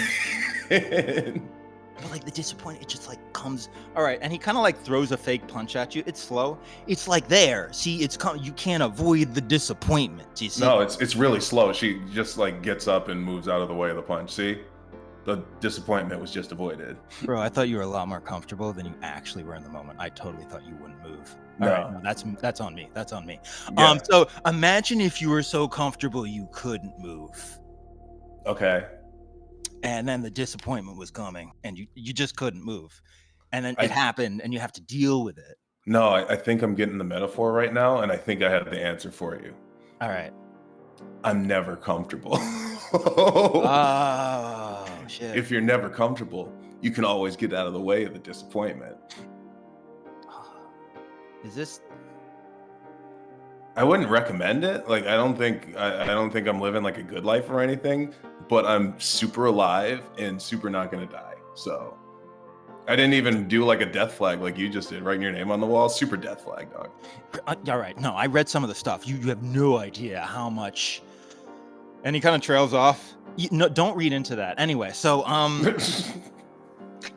been on the fucking mining thing for. I had my own. Never mind. No death flags here. I'm not death flagging. I don't want. Yeah, don't death flag. No, none Like- of that. If you like, reach I'm not any, gonna- see any of mine, just let me know. I'll undo it. Okay, undo it, because like, it's not. If I ever say that I'm gonna retire after this next mission, you beat me. You beat me savagely until I take that back. All right, but that would make it easier for you to retire because you'd be crippled. Nah. You wouldn't do anything. Well, that arm would, but you. So, We like, call this trickle-down therapy, where the methods get worse and worse over time. just a little bit worse. You should just do what I do. I don't know. I know it can be better at this. And I know that if I do good enough, and if these things, it's kind of like what you were saying in the sense, you don't care enough. Instead of avoiding the disappointment, you can destroy the disappointment with a big enough weapon, if you're thinking. Like, you like explosives. Yeah. Do explosives not do work? They do work. Exactly. They do the most work. And the mind is like the most powerful explosive when you think about it. Ever heard of a brain blast? He kind of holds up his drink. Not for a while, but I've heard of them. Yeah. So like, all right, when you're sober enough and you have like a really good idea, it's like an explosion in your brain. The neurons, they just start firing. You have like a brainstorm. That's when like your brain blasting each other. Shit, wow. Like we're kind of brain Sounds blasting pretty- right now. To be fair, you know what? I feel kind of brain blasted. I've been asking you a lot of brain blasting questions. No, it's And okay. I'm kind of a guru. You know what? Guru spoiler. I like that. I Yeah. like that. I'm gonna work on your book. You're gonna have to write it and dictate it. But I would read it. I would read your book. You'd read like a book by me? Why? Because you're guru spoiler. Out of everyone here that I've talked to so far, you've actually been in the most control of yourself. And if that sounds scary, What's scary is that I'm not in charge. what do you mean? Of course you are. No, like actually in charge. Like I'm in control. Oh I'm in yeah, control yeah, of yeah, yeah, myself. yeah. But, like, yeah. maybe we should run the company. That doesn't sound like. Wait a second. No. No. I'm think getting about red it, think about it. flags. They call them. I'm getting red flags, bro. They call them the 3 heads of Cerberus. Isn't that like cultural appropriation or something? All right, no, it's complicated because, like, you think I'm a dog. I'm technically. I'm just messing with you. Oh, bro. shit, okay. That would be way too much work. Oh no, yeah, I wasn't sure if like mythology was real, and I had to change my entire worldview to believe you for a moment. Might be real. I don't know. Have you ever been to Earth 1? Earth 1. Yeah, I've read about that. Shit. Yeah, that's where the. No, I've that's not where- been to Earth 1. That's where mythology comes from. Like the word maybe, but I don't think Earth 1 invented fucking everything. That'd be a fucking All right. Name something. I'll tell you if it wasn't on Earth 1. All right. Music. It was definitely on Earth 1. Bro, no, this shit is good. Earth 1 is garbage. What do you mean? Bananas. Come on. I love me a banana. No, they used to have entire jungles full of bananas. Dude, if you weren't you, I wouldn't be believing you right now. You need to get out. We might be too high right now. All right, no, I didn't mean that, obviously. Like, No, I'm not getting out. I'm too comfortable. Just kidding. Yeah, no, damn it. You been working on anything? Because I've been thinking about talking to him. All right, I was gonna keep it on the down, but I'll talk. Keep it on the down low. I ain't no snitch. No. Yeah, Spoiler. I've been thinking of talking to Bonnie about like upgrading the kit a little bit.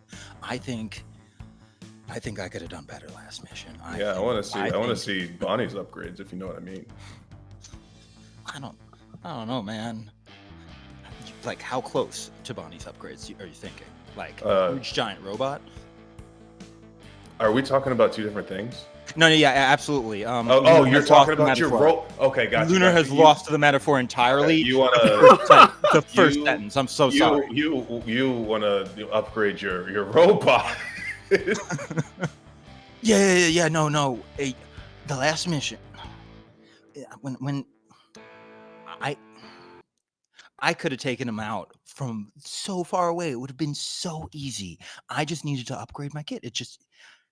If I talked to Bonnie, I thought she was talking about that to someone else before. I think that she could help me because I got the ideas. You know, that's what we're good for. You and me, we got good ideas. You got more good ideas than I do, and that's why I ask you about your ideas. But together, the combined forces of our brain blasting each other. Yeah, no, I see what you mean. No, bro, I'm getting convinced. Maybe we should run this thing with you as the lead. That would be so much work, though. That's why you give it to the actual leader, but you're in the background with all the fucking money and shit. Oh, now you're cooking. Exactly. All right, shadow government. Shadow government, at least 3 layers deep. The first layer is guacamole. The Patsies. Oh, yeah. Patsy guacamole. Yeah. Smart. Good idea. No, you probably should talk to Bunny about that kind of thing, but like, okay, so this is going to be kind of heavy, so it might bum you out. But when I went in there and got her. Hey, one. Yeah, take it. Okay, here you go. Cool. Okay. So I'm holding it. Okay. All right. So when I went in there, when I went to the building after the mission. Yep. So like all that happened with what's her name or whatever. But guess what happened to her on the inside? Freaking dad's corpse was right there. Holy shit, I couldn't guess that. Right. She had to do coding like over her dad's corpse, like crazy. Oh my gosh, that is horrific. Yeah. So she's probably like sad or whatever. That's no, that's not good. But like I feel the same. No, that's her dad. Oh fuck. It's her dad. Yeah. And he kind of like looks down, his eyes go wide. Ooh, maybe I won't ask her questions. I don't know. I should check on her. I mean, just give her a minute, I guess. I don't know. I'm not good at this. I didn't talk to her the whole ride back. Just let her like ride. Oh, really? And you knew about this already? Yeah, like, I went and got ride? her. About her dad? Yeah. Yeah. I mean, like I've seen him. He used to work here. But like you saw her dad's corpse picked her up. Super dead. No coming back. And you didn't say anything on the ride back. I mean, what would you say? Fair. Yeah, no, that's my bad. See, this is why you got the good ideas. Yeah. No, we both got good ideas. You just got to parse through them. To be fair, I would have said a lot of things. Probably wouldn't have been good things, and that's why, you know. I'm like, kind of not good with the whole emotions thing. Like, it's one of those things where, like, if things are gonna bring down my vibe, I just avoid it. Well, what's your bigger picture then? Like, got none. Have a 10-year? Just talk to my therapist about it. Shit, I gotta do that. Do you mind just checking out my room or the hammers on the side next to the door? You're working on that. I'm gonna go if I could see if Duck's in. Free therapy. I don't know how long that's on the table, but taking it. He's pretty chill. He's probably free forever. I think he hates the government or something. He doesn't make us pay for drugs either. You know I'm gonna have to it's on the table now. Yeah, I'm gonna start hammering away at this wall. You can go get your therapy or whatever. And she just punches a hole in the wall. You start getting on that as you head out, and as you start walking out and leaving, let me just cut really quick as someone else has been flicking through files, spending time reflecting privately on their own. Hey, Ace, you've been spending some time tinkering with tools, correct? Yeah, Ace has just been kind of working through tools, creating whatever they can get their hands on. They got a lot of shipments from that last mission, so they've just been kind of looking through that. And on the side, they've got Zana's file open, just reading through it, parsing through. You've just been keeping an eye open as you build, sort of Yeah. familiarizing yourself, I would suppose. Yeah, it's weird because coming from where they are, they're not used to like the file itself is something that they're not used to. Usually, when in their experience, when someone dies, it's either cause a celebration because everyone else is getting a raise, or just indifference because of the nature of the job. The fact that there's something here, something tangible that proved that this person, who they really hadn't interacted with too much, lived, existed, and had a whole life before the company is comforting to them in a way. Yeah, it's excuse me. It's as you sort of peek through these files and build these tools, and as you're sort of assembling this stuff, Ace, when you've been to war in the past, you have forged relationship with others. You've in the past lost people. None of this is particularly new to you. However, how does this sort of differ from before? How is this entire scenario treating? Because I think for the first time, this is the first loss. An inevitability, but also in a different place, a different time. It's been a while. Yeah, if there's difference, it's I guess like looking through the file, I guess what Ace is looking for, like why did they do what they did? Like, was it money, fame, or something more noble that pursued them or drove them to make the sacrifices and calls that they made? And that's the sad thing looking through, is that you have plenty of knowledge of people in the past doing that. At least the people that you served directly with. You managed to get some time to talk to them, learn what type of people they are. You can't see an ideology behind this death. It's just a death. Which is probably the stranger part, because they were supposed to be your comrade. There's just a lot that the file can't tell you. It's something you could also probably say is true with a lot of other, I guess a lot of other people in this company. He's looking through. There's really, like, I assume that there's nothing in this file that tells them of anything that Zana left undone or things left unsaid. It's just their life beginning, middle, and end, and they just kind of sit back in their chair, put their tools down for a second, pinch the bridge of their nose, and just kind of reminisce on that for a moment. A part of them feels like they should get up and move around, or maybe ask somebody or talk to them and see if, you know, they knew Zana a bit better, but from the sounds of outright murder across the hall, they think they're not really gonna get that kind of answer right now. Yeah. So you're just sort of stewing in here then, as the weight of everything just kind of starts settling in, I'd suppose. Yeah.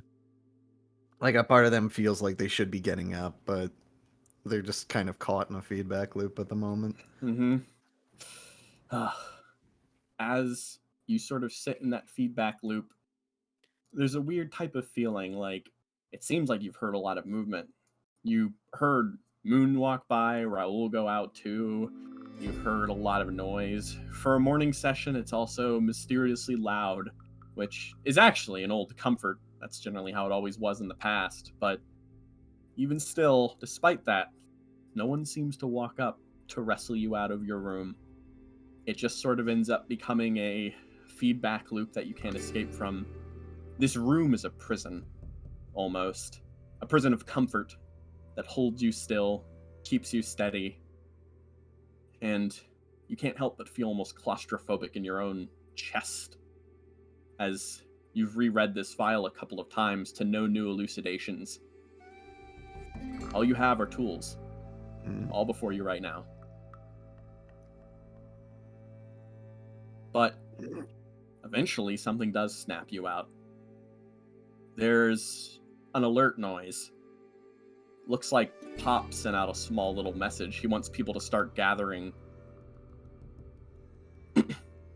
There's a small little service he's going to do, and he wants people to come if they can. Mainly in the living quarters. They kind of smile at that. They look down at their phone and smile at the message. It's, again, if for nothing else, it is at least good to know that somebody at this company cares enough to hold a memorial, to give the dead their proper rights and send them on their way. Mm-hmm. Now, as you sort of see that, you have no choice but to pack up at this point. Finally, spurred forward, you get ready to go and step up and leave. Meanwhile, back over at the actual center itself, everyone's kind of playing games. Seti, Asher, company pads go off. You get a notice. Ooh. If you tab over, it should auto toggle to the Asher and the Oh, tab over? What the fuck? Yeah. Oh It shit. toggle- Yeah, right? It's really useful. Yeah, email. Yeah. So he looks down at the email. Ooh. Neutral expression. Looks around. Well, I'ma head out. She lightly salutes. Excellent playing with you, boys. Bandy kind of does a mock salute himself. Have fun out there. Have vision. Oh, you don't? That's weird. Oh, there we go. Yeah, Sorry. tab over. Okay, yeah. Yeah. Yes. Seti. Turns around. Are you going? Yeah, definitely. Okay. Asher isn't. He's just gonna stay here with the soldiers if they stay here.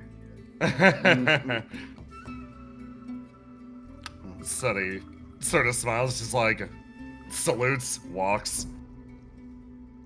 Roll follows suit. Turns around. Seti, you're being tracked. Seti turns around. Huh? You bailing too? Yeah. Wait, is this about the burial thing? The funeral, yeah. Yeah. I'm dropping by. Oh, wait, you're doing the funeral. I'm ditching. She like puts her hands behind her head and starts walking. He squints? What do you mean? I'm avoiding the funeral. Why? Asher comes up too. Oh, by going, I meant, are you going to the funeral? And you said yes. If you're not going to the funeral, then I'll join you. Yeah, no way I'm going. She sort of smiles. One walks over, pulls out a drink, starts drinking. I asked you a question. She Why turns not? over and looks. She like Scared? scratches. Scared? What do you mean? Yeah. No, by all means, give me a reason first. She blinks a few times. Because,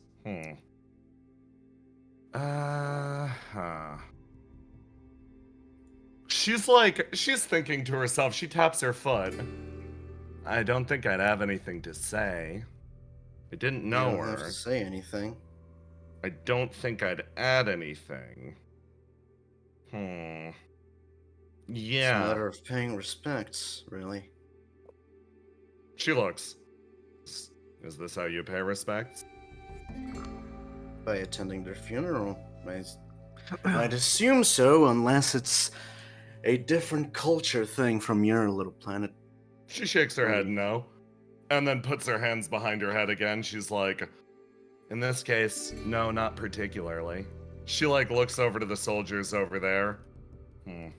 Looks back over to you.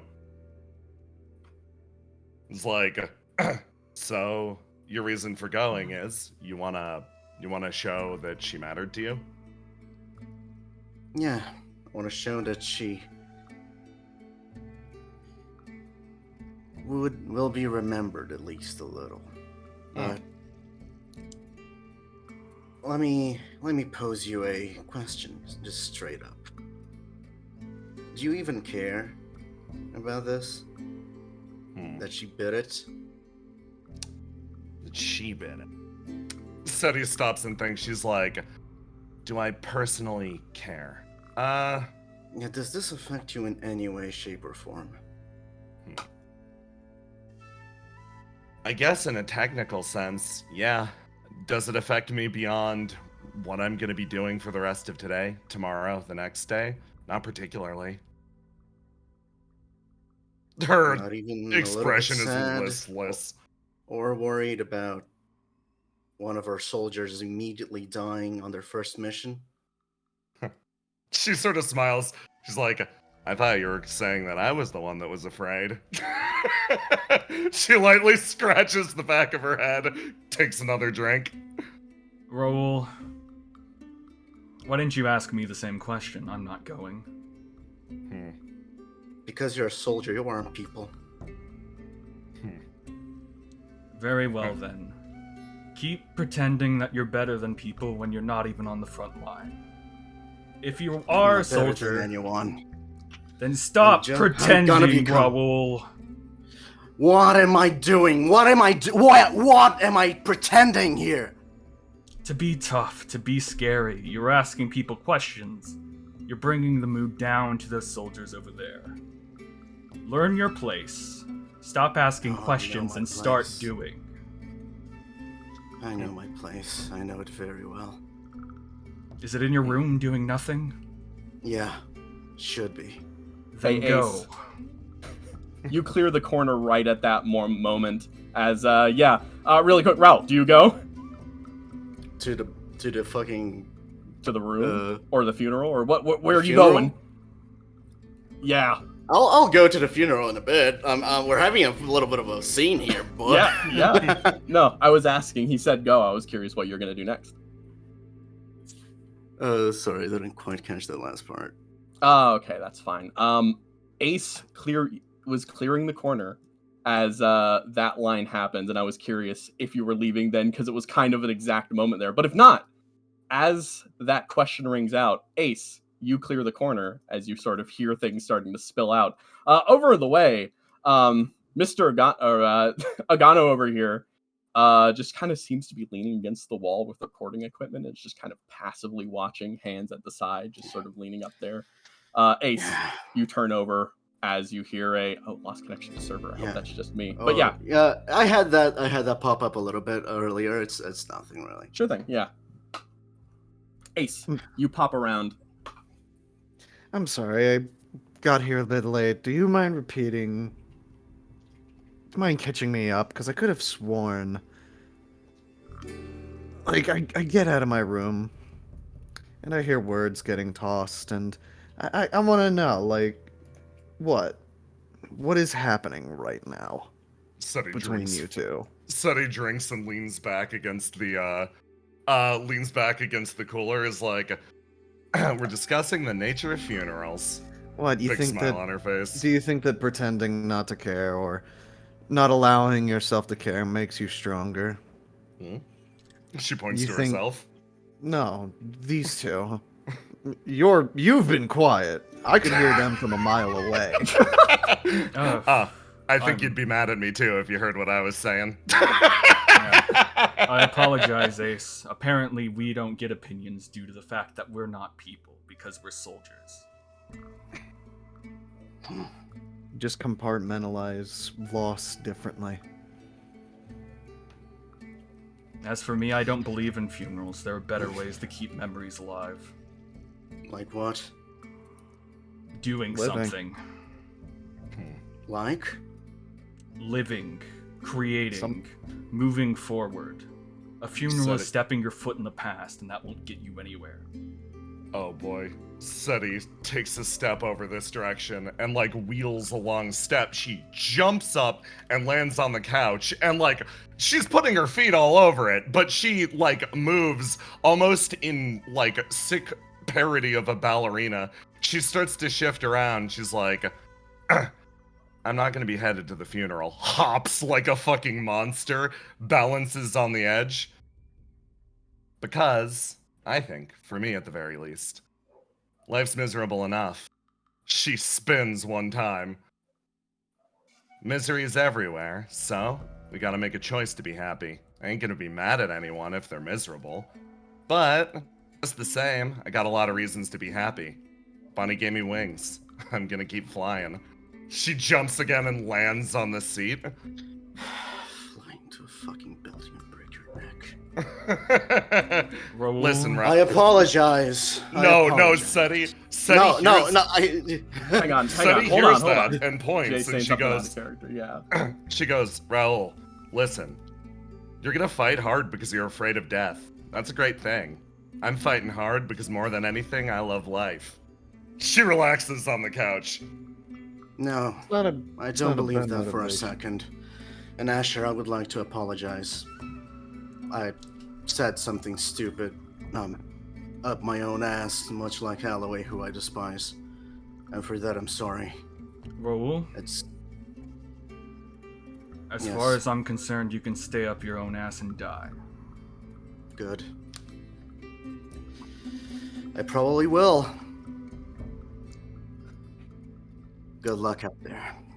You too. Well, it's might just be my. Okay, well, P's gone. What's happening? I'm sorry. Where I come from, we didn't get funerals. If anything, someone dying just meant you got a raise. I'm going to this. I may not have anything to say or anything to contribute. It'd be nothing but foolhardy and foolish to insist otherwise. To insist that I can contribute to the life of someone I knew nothing about. But the fact that we are willing to acknowledge that she lived, sometimes that's enough. Doesn't mean you stay in the past, doesn't mean you allow yourself to sink in it, but sometimes the act of just remembering is enough. And from there we can move forward. Whatever y'all do, they gesture. I couldn't care less, but I'm going to this because that's what my principal tells me to do. And what are principles if you don't live by them? Seti salutes. She's like, damn, well said. Then I'm glad you understand my perspective. Given our background, it'd be kind of hard to not do. I don't know if mine got across, but a lot of food for thought. She bounces her leg and she's like, mind if I write down everything you guys said? Trying to synthesize something here. Sure. By all means. I don't think I said anything noteworthy, but she's by all like, means, record the foolishness of my words. She shakes her head and keeps writing. And then goes from person to person and then closes her little book and she's like, okay, good. And then stands up and then moves off in this direction and she's like, okay, I have to bail before somebody else gets mad at me. Remember to use your freaking coolants next time. Your mouth won't melt. I'll think that she yells as she runs outside. Gromby Good day turns to over. you, Asher. Gromby, Is this fucking Minecraft stone texture? Shut the fuck up. Yeah, I don't actually know. It kind of looks like it. Over in the corridor, Gromby kind of shows her, man, that was kind of great. Kind of pats over Ghana. You got that shit? Ghana kind of turns over. Gromby, what did I tell you? Please don't touch me. Right? Yeah. You know what? My bad. Seti, you pop open the door, and as you do, as a heads up, the funeral will be happening in front of this stone here. So if you head on out, Seti, you'll be going past that, I think. But as you start going, you notice 2 other people start approaching back in, having heard of things themselves. As they sort of just make to head on past you, essentially, but then they kind of see you popping out. And Seti, your mind, you kind of calculate something really quick. I think in a split second, a thought comes to mind.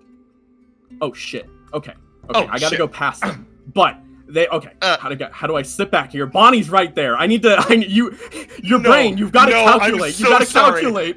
I'm so sorry. This is Seti's cool reactionary side. This is the stay cool stat that's picking up. It's like, we gotta blend, we gotta hide. But based on the speech she just gave, and based on the 2 women in front of her, she gets this big, beaming smile on her face. Oh God, and then you're right. she runs at them, and she's like, guys, so good to see the both of you. How are you holding up? She like scoots back and forth like just a ball of energy.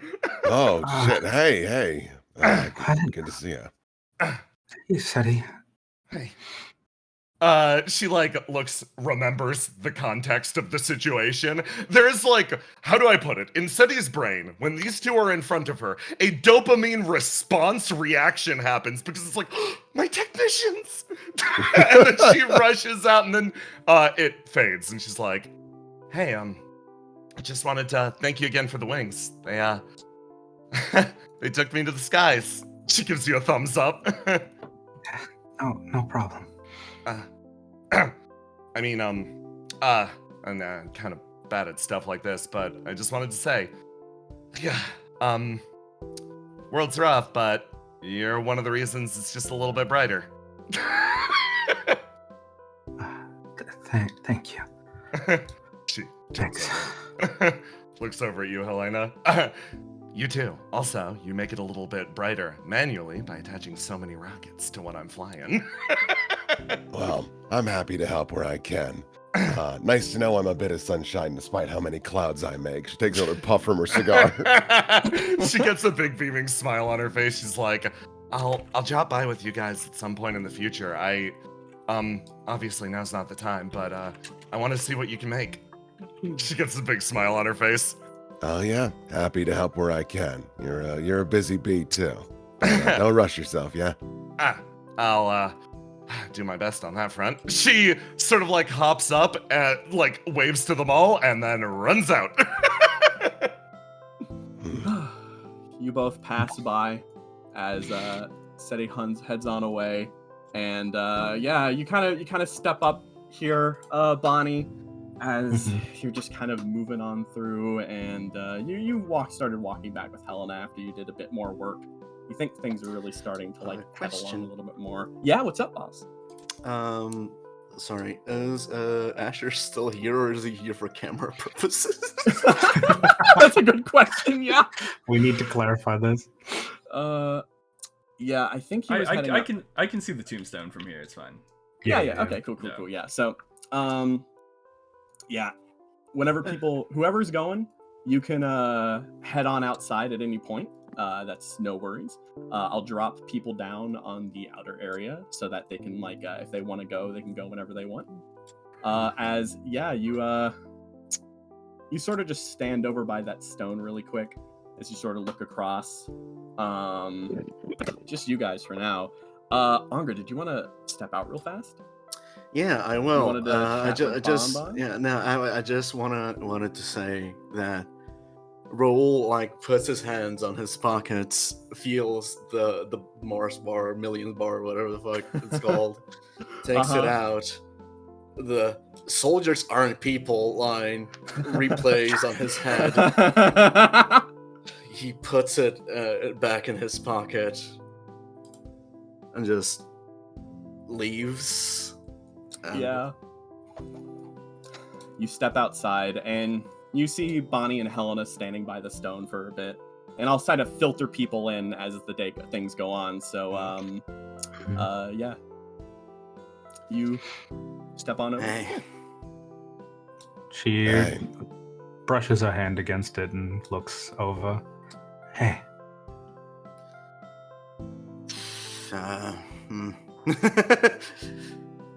So, I'm not really good with this kind of stuff. Can't even imagine what you're going through. It's all right. Just wanted to say that you don't deserve going through all of this. I know it's easy to feel sad for me, but I'll be fine, I think. You know, I was shown a little kindness today, and I immediately failed to reciprocate it. So, thought, might as well try it now. Try to be a little better. God knows I need it. So, if you need anything, I'm here. I can't really help that much, but I can listen to your woes, and I know enough techno-babble to entertain you for a conversation, I think. Yeah, I could use something to distract me. No. How about you, Helena? How you hanging? Oh, I'm doing fine enough. Appreciate it, kid. If you're looking for a distraction, Bon, you notice that she's like leaning on her sledgehammer. Still got that thing I'm going to work on after this. Mm-hmm. Yeah. Okay. Just kind of gives you a little punch in the shoulder. You're going to make it. You're a tough cookie. But just because you're our sunshine doesn't mean you can't have a little rain every once in a while, yeah? Yeah. Yeah. Just don't be like Curve 7. That one has acid rain. We'll manage. We still have acid rain too. She But leans there's up worse. against the Lunar. window. You and Duck kind of go wandering on out after your impromptu session. Hey. CJ, you here? I didn't know you were there. I was just I just wanted to pay respects. I didn't want to Roll smiles a little bit. No, by all means. The service will start soon enough. Bonnie walks up to Luna and says, "Hey, do you do hugs?" Yeah, I can do hugs. And he kind of puts his arms out like an action figure. She gives a big hug. Like a fucking plushie? Yeah. The fur is soft but oddly smelly with a distinct odd drug smell. That's all right. She just sort of whispers to him, "I'm sorry you had to see that." It's all my. Yeah. And he kind of closes his eyes, and service is it's starting soon, right? Yeah. Someone steps amongst the brush, making a bit of noise. He moves, sort of having a data sheet in his hand there and stuff like that, and he just kind of like looks across at everyone as oh wait a bit. Who else is gonna come on by really fast? Spoiler Ace. I know Silas, you're gonna be on your way there. I'll trot on out after I pat Asher on the shoulder and be like, "Go easy on him." Sounds like a bummer. It is very much so a bummer. Yeah, I just want to reiterate really quick. I got. Roll is 23 years old. Yeah. Little really baby. quick. Spoiler, did you start flanking Silas as he walked out into the hall? Yeah. Yeah. All right, Silas, you start walking with purpose, but you've got a flanker coming down over here as, like, yeah. Vision Asher, quick. He just kind of is walking and is not paying her any attention. Sees Asher and goes, Asher. Hey. Yes. Hey. Steps past you. I love Silas so much. Sir DePayne. Are you attending? Unfortunately, no, sir.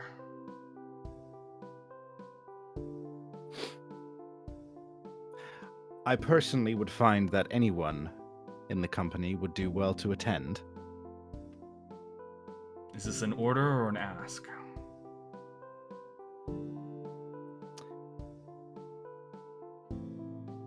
That remains up to you.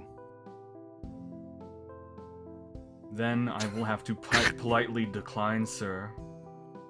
I'm preparing something real fast. Very well. As you were. Much luck to you. And you also. turns to Spoiler. Are you done embarrassing yourself? No, I can't embarrass myself. No. I've been working on this entire time. I've been thinking what I'd say to you if I saw you. Okay, ready? Just stares at you. Good. Okay. So I've been talking to my therapist, and I was feeling like I could work out my daddy issues with you. You want to give me some orders? You tell me to go to the funeral. I'll say no. Oh my god. He kind of is just his eyes are just following you, and he just goes, I perhaps would have found myself chastising you for a number of reasons at this moment, but I can't help but feel it would be inappropriate considering the current events. Perhaps you could take a page out of my book in that regard. Spoiler. Nonetheless, I have no intentions of ordering you. Was that a no? I think he leaves it up for interpretation. Well, I interpret it as a yeah. You all start assembling out here as you all sort of stand. Pops is almost hanging there, and after a moment, you could still hear the voices of like muffled like "Yeah, get fucked" over in the other end from people playing games, and then Bandy kind of turns around, kind of says something you can't hear, and they kind of fucking filter out for a little bit. Not far. You notice they just stand in the second room, but at the very least, they're not audible anymore. Silas takes note of Bandy being the one to do that. Yeah. When Silas shows up, Helena just like extends a hand to shake Silas's hand. He does good so. to see you. So I'm actually going to need to call always. a 5-minute break before we do this, just because I need water. Holy shit. Drink water then. Hydrate. Yeah, Hydrate. Go drinking. Good shit, everyone. Good shit, good shit, good shit, good shit, good shit. I live for Get the water out of you. Yeah. Hello, chat. Sadly, Hey, chat. like always, this thing is broken. But one thing you can see for Twitch chat is the link at the bottom left. Oh. Patreon.com/Christian Civet, where you can support the show and give it money.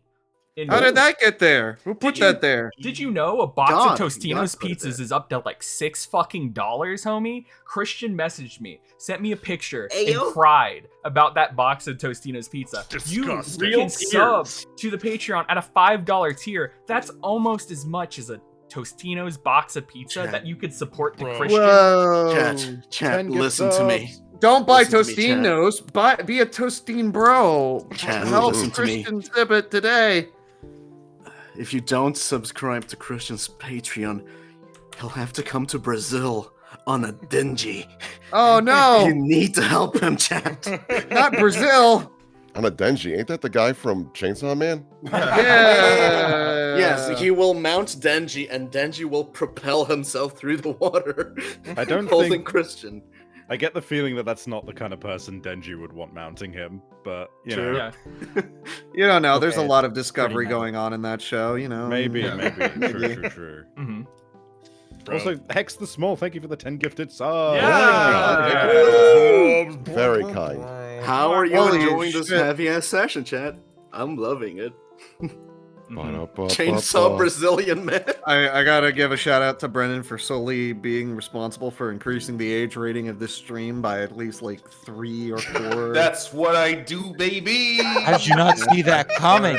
This man is a danger. I'm dangerous. Release the TI womb edit to the public. No, I will not Oh, release no. the womb. Release the womb. The public deserves to know. Well, yeah, now the public has Wait, hang on. questions, so. Yep, no, I am public. What the wait? I what? have answers. I have answers. I'm hiding them in my vault. Oh, you're hiding him in the womb? the womb vault. I can't win. The secret thrilling intent episode when Inian gets completely nude on camera. Your favorite. Guys, Christ. I'm just wondering. Do you Yeah. think Only that on subs. increasing price of Tostino's pizza rolls directly corresponds to the increasing It's gas not prices? the pizza rolls. Nice it's sandbag, the nice square sandbag. pizzas, bro. Oh, Hey guys, yeah. do you Oh, miss okay. guys? Do you miss Carbon Interface? Do you want to see hot, steamy pictures of Clarice's mom? Subscribe now. Womb. It's not there. It's just a picture of a TI-80 calculator. It's a carbon interface. Look at this top chat. It can slide on and off. Uh, Oh type, my god. Type 8008 Scandalous. for a surprise. Oh my gee. Y'all are too fucking funny. Hey, guys, I'll be right back. James, please understand. Post results. Do not.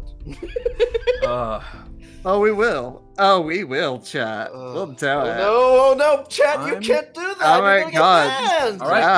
Chat. Oh, I'm so back. naughty. Well, All it's right. been real. Time to ban Yep. half of That's chat. against TOS, chat. Stop.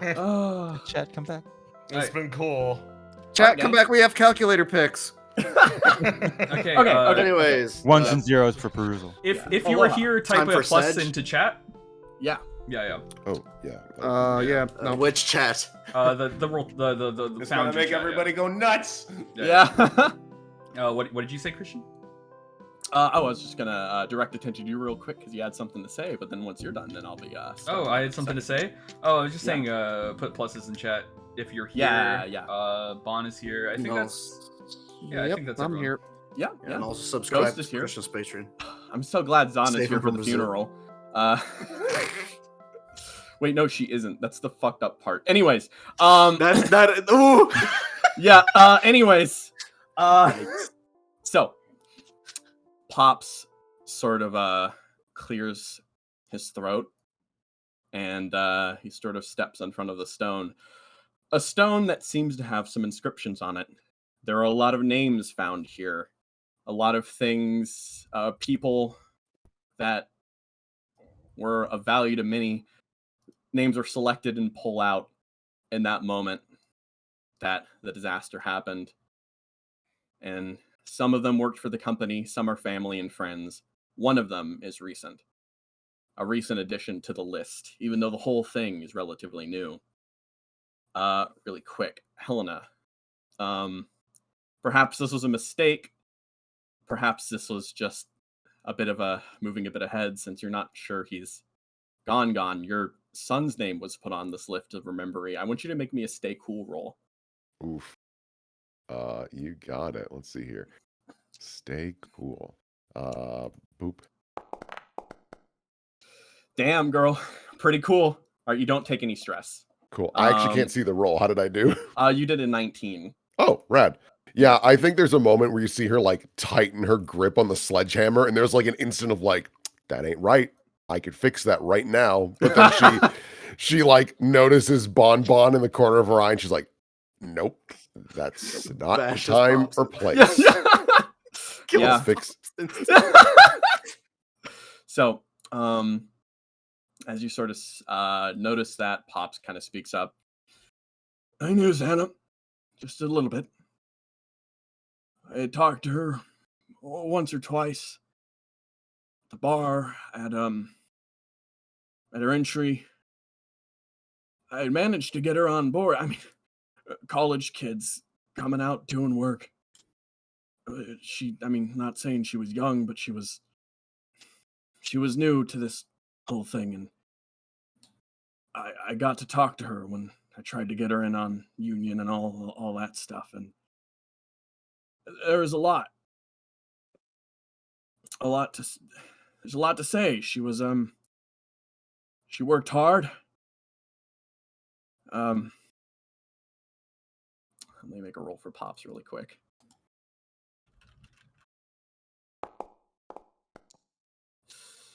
Despite stumbling on words, he seems to maintain a cool expression as he's sort of like, well,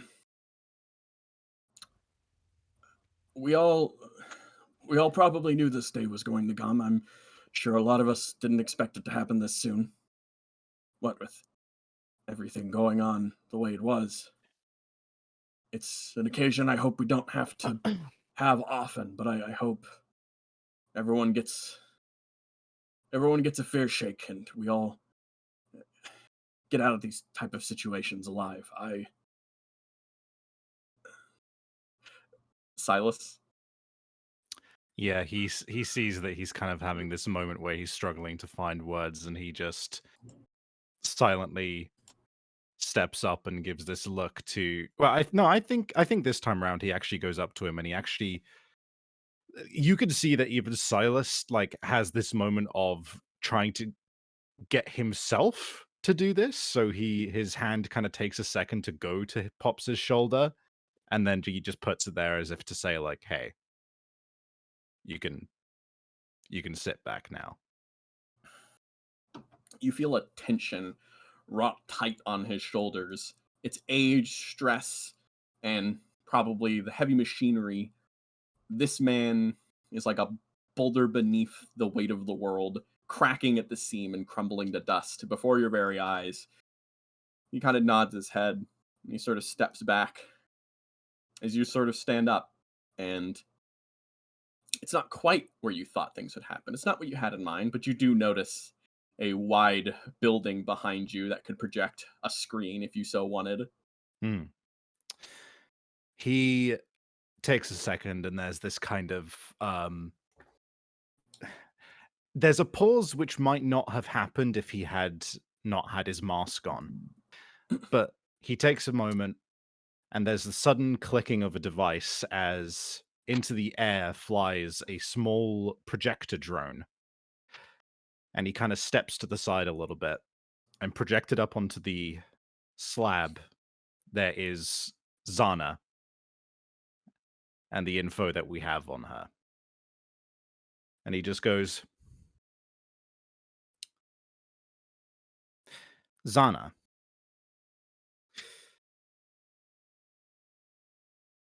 none of us knew her.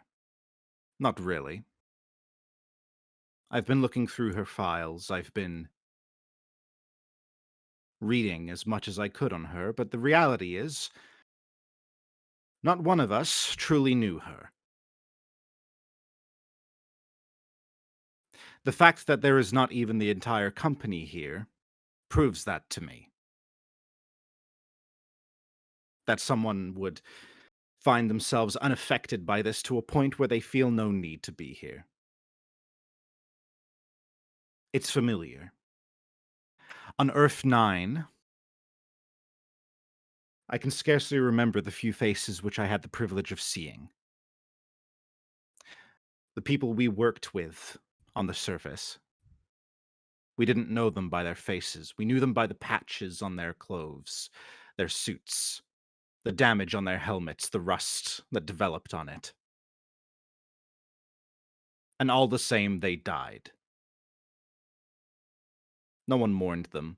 We didn't know who they were. When you went back to your satellite at the end of the day, you were just glad it wasn't you. And then at the end of the year, like any other, the number of workplace injuries, higher or lower, and deaths was updated. You may think me some kind of emotionless person, But there is a reason I am here and not still on Earth 9. We did not know Zana.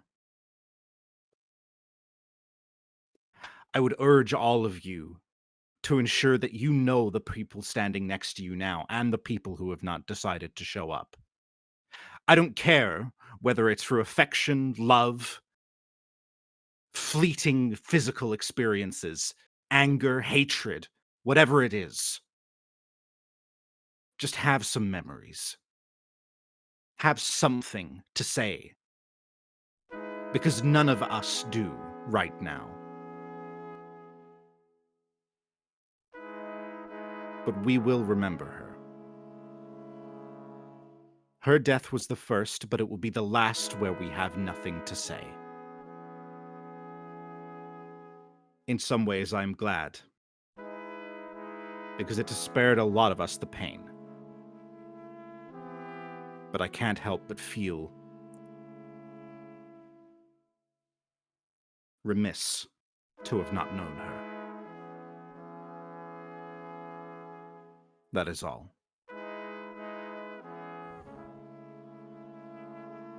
Pop sort of nods, staring back.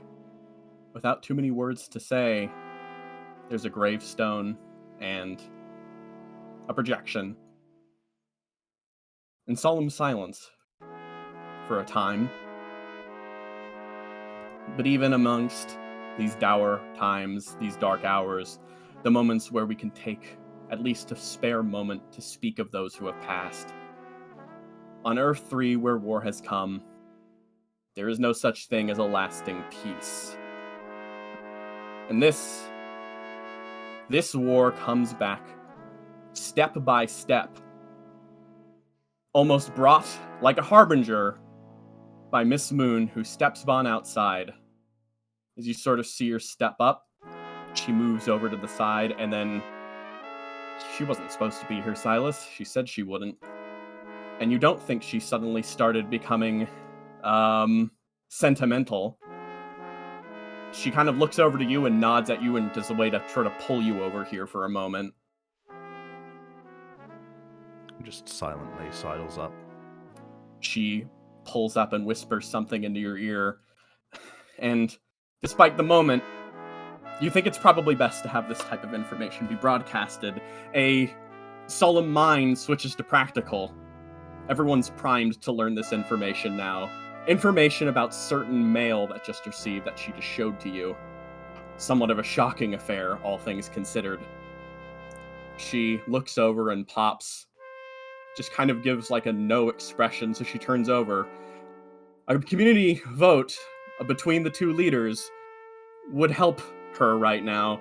Silas, she wants to break the mood to show someone something important right now. What do you want to do? It's your call. It's a certain male that you out of character know probably by now. Silas, his immediate instinct is to be like, yep, important info, let's go. And then he remembers everything he just said. He remembers his time on Earth 9. And he remembers how often occasions like this were broken by just such a moment. And he just leans in to Moon and just goes, I believe you're outvoted on this one. She blinks twice and sort of looks around at the assembled crowd here. She sort of just puts her head down a little bit and nods and steps off. As for the first time, the three heads of the company did not agree on something.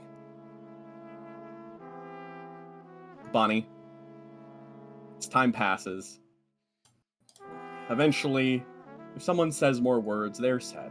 But all the same, we find ourselves splitting off from this point, this moment. People have different sort of reactions. They go off their own separate ways. For example, Raoul, back off over in near your room. You step back in after a tumultuous, heavy day as a as a non-existent Asher peeks through your door. Asher, where's Asher? I can't see shit. I need my vision. I need my vision, Asher. Can you see? No. Oh wow. My. I'll just. Can you see now? I copy pasted you again. No. Oh, you know what? I know how to fix this. Hang on. There you go. Ah, there we go. Yes. I can see everything now. So that's not my room. Whoops. Look, you're neighbors. There you go. We are neighbors.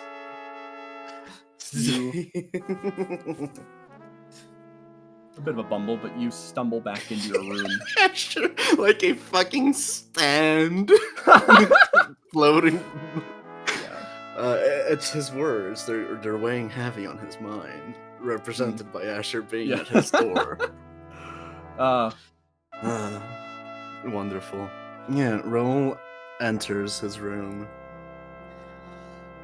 He just takes his shoes off, takes his jacket off, walks over to his desk. There's a little mirror in it. He looks at his own face. Not a single tear was shed, but still. He gently touches the scar on his forehead, pulls down the turtleneck on his shirt, see some more thin scars, and 2 in his chest that look like bullet wounds. Drops the shirt, sits on his chair, looks over at the files, the manual for the lad, and for the alien weaponry they retrieved. And then he reaches over his desk, pulls out a paper notebook, pulls up the combat footage of last session and the session previous to that, and starts taking notes and analyzing every single fucking pixel of that footage, trying to glean as much information as possible. And then he gets to the part of Zana dying. He stops. He has gone through this a few times by now, this process of trying to acquire as much information as possible. He stops, looks at the ceiling, collects himself, and watches through the entire thing. That's where I'm gonna cut it. Yeah. Perhaps the audio playing through your headset breaks apart the sound of walls being cut down, beaten as Helena, someone stepped in to give you a hand here. As you hold that hammer in your hand, and God, maybe a little schadenfreude to break something right now. A little release. Ace kind of wanders in behind. Hey, Mama Hen, how you doing? Hey, Ace. I've been thinking. Silas seems... Bizarrely, I didn't expect Silas to have the same mindset as me. We don't know each other very well. I mean, weirdly enough, I'm one of the oldest people here, yet I'm the newest kid on the block. Only been here for like 6 months. The best way to learn about people, though, is with a good fucking drink. And we got no place to drink. So, tosses over a hammer to you. Let's make one, yeah? I think we're gonna get along just fine. Hell yeah. Before they start getting to work, Ace kind of just tours around the room, looking through whatever is left of Helena's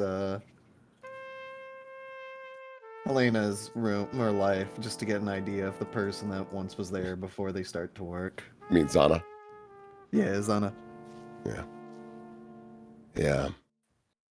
Thing is, if we're gonna make it here, in the room of a ghost that no one really knew, the least we could do is name it after him, right? Yeah, I think that seems fitting. I'm thinking, what? Zana Cabana? Yeah, I was either gonna say alliteration or rhyming. Yeah. You went with rhyming. You got an idea? I was just kind of toiling around No. with that one. I think a cabana sounds nice. Yeah. What you thinking for color? I think we leave as much of what's here as possible. Yeah. I think she'd want it that way. Besides, points of the hammer at all the stuffed creatures. Those are cute as shit. They are as cute as shit. Seems like a good place to come if you need a hug. Yeah. How's Bond? And just kind of puts her hands on her hips. She's tough, but understandably, she's crumbling a little bit. I have to pay her a visit later. Yeah. I'd be mindful. I got a feeling a lot of people are going to be visiting her. So maybe space out a bit. I'm not saying don't. Yeah. Every kind face is welcome. For sure. So, where you want to start? Well, I feel like she points the wall directly to the south. This we can smash out, and it's already got the kitchen and whatnot. So, put the bar actually right about here. Maybe have it hook around the side here. Yeah, wipe out this corner. Little, what's the word I'm looking for? Little couch area. Right along the wall. You gotta get a TV. Yep. See? Kind of gives you a punch of shoulder. That's why I need a second pair of eyes here. Good thinking. I brought my tools just in case. Oh, bless you, Ace. Do my best work while working with my hands anyway. Ace in the hole every time. Oh, God. They shoot you a knowing look. Yeah, we're gonna get along just fine. Oh, before we start swinging, she, reaches down and pulls out a cigar. Want one while we work? I assure you it won't help. I don't smoke, but thank you. More for me. She puts it in her mouth and lights it, so she's got two.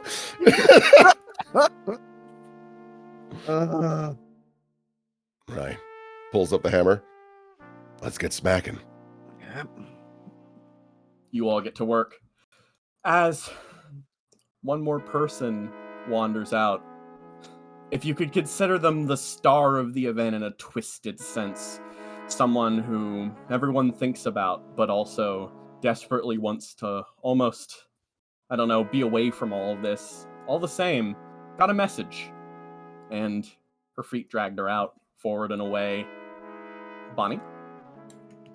Mm-hmm. You are walking across this patch of the outside of the encampment. The dark clouds that rain a constant ashy smog have faded, and you're once more in the sunset, the constant twilight of this area of the world. You're heading off forward to a lake edge. As you sort of step on forward and keep heading on up. You've got to get back to building him. You got to get back. You got to fix things as quick as you can. But for now, at the very least, you find yourself up forward. And as you do, you're clanking the metallic limbs that allow you to move in this way. Make a very obvious noise as two people ahead of you turn around and they notice. And you realize you found yourself with this squad now. Hang on, let me change SETI to the other one. Oh yeah, of course. Hang on, this one actually would be pretty. Bonnie, get over here. We saved the log for you. I've got this ruler's going halfway up my ass. Come on. You see Asher with a line cast into the lake right over here. He's fishing. He's the one who messaged you. He's the one who wanted you out here. She looks over a little bit confused and goes, all right. Can't believe I got the junk pile. That's fine. Grinding SFX. The spot next to me isn't for you. It's a space that was currently unoccupied by someone, but I'm willing to let someone else sit in that spot for now. Still remember him, don't you? Always. How could anyone forget? She looks at the seat a little bit and then takes a. Ooh! I flew all the way over. Fucking leaves, runs away. She can't handle it. Yeah. She bounces. She looks over and then takes a seat. He's gonna pass you a fishing rod.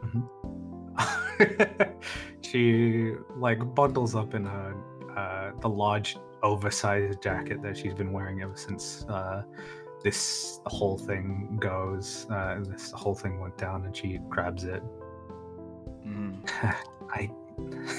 I was actually pretty bad at this when he taught me how. That's fine. Fishing isn't about being bad, it's about doing it. I think you can be pretty bad. You look over to the left, and the girl next to you is like, "Are we sure anything's even still alive in this pond?" She casts it out, draws it back in. I've been getting nothing for like 20 minutes. Well, we're here to find out. Bonnie casts a line and sits back down. So, you've been popping stims? Actually, no. That's good. In a weird way, I kind of want to feel pain right now. I was about to say, if you were, your father did his best work when he wasn't cranked. I hope he could have some level of peace when he was stuck down there. He does. I'm sure of it. I mean, your father wasn't the kind of guy to leave work unfinished. You saw him there for the exact same reason he wanted you to see him there. You understand that, correct? Yeah. He knew you'd come. She grips the fishing pole tight, and she's like, I just could have got there faster. He was still alive. He survived. He survived all that. And I was just too slow. He's still alive. Not in the way that traditional people see it, but... Did he leave anything?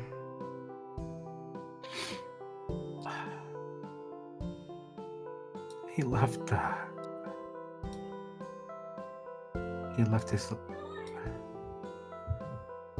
Mal. Mal? And I gotta fix him. That's a project. That's good. Something to work towards. So, yeah. Obviously, there's something very important you need to do. Right? You feel like you need to fix this thing your father left? Yeah. Do you think you can do that in the shape you are right now? Do you think you could do a good job? She thinks and wants to say yes, but I think as she goes to try and speak, she stops herself and just sort of slumps. Don't worry, I'm putting you in a hard position because I already know the answers. So don't go into any engagement without understanding the answer beforehand. I'll try. Yes. So, how was the funeral? Like any closure? It was nice to just see people remember her. That's good. And it's not like it's gonna end with just that, but yeah. Sometimes funerals are just for the people who left alive, right? Yep. He reels back in and then sends out another cast. So he just kind of sits there. It's unusual to hear him talk this much He's trying really hard. Yeah. Usually someone else has done a lot of the talking for him, but Yeah. So you've probably heard people talk about how memories keep people alive already. Yeah. Yeah. Memories. That is a true statement, okay? Memories keep them alive to you. But, Bonnie, Lady Newgate, do you feel like that is satisfactory to you? No. Very I well. want somebody to be remembered, but I wanna do more than that while people are alive. Have you ever looked at the stars, Lady Newgate? Yeah. Do you My know dad used every to show me single? Do you know every single star name? I know a decent amount, but not all of them. Yeah. Stars always matter to someone. It's something certain people hold on to, but you know what star everyone remembers? Which one? Asher just kind of points to the sky. How many suns does Earth 3 have? Earth 3 has 3 suns. Mm-hmm. They remember There's the one ones, you orbit and 2 in the distance. Yeah. They remember the ones that shine the brightest. So, if you take that work your father left you, you carry on the dreams of your friends that have fallen, and make them shine so bright that no one can ignore them, they surpass something more than a memory. Okay, Lady Newgate. They become legend. And that's the most important thing. Yeah. She reels in slowly and sort of nods. Mm-hmm. Do you understand what your friend wanted to do? Do you understand what your father wanted to do? I can only take as much as I can, but I can internalize what they meant to me and move forward. Mm-hmm. I obviously haven't checked on you, Pat, before this point, because at the end of the day, I knew you were going to be fine. You're a strong individual. You're not the kind of person to stay in the dirt. That's how your father was, and that's probably how you are too. She wipes her nose with like a little bit of snot. I'm glad for the vote of confidence. Mm-hmm. Yes. So, what do you plan on doing after this point? After you rest, after you eat, after you take care of yourself, what's the next step?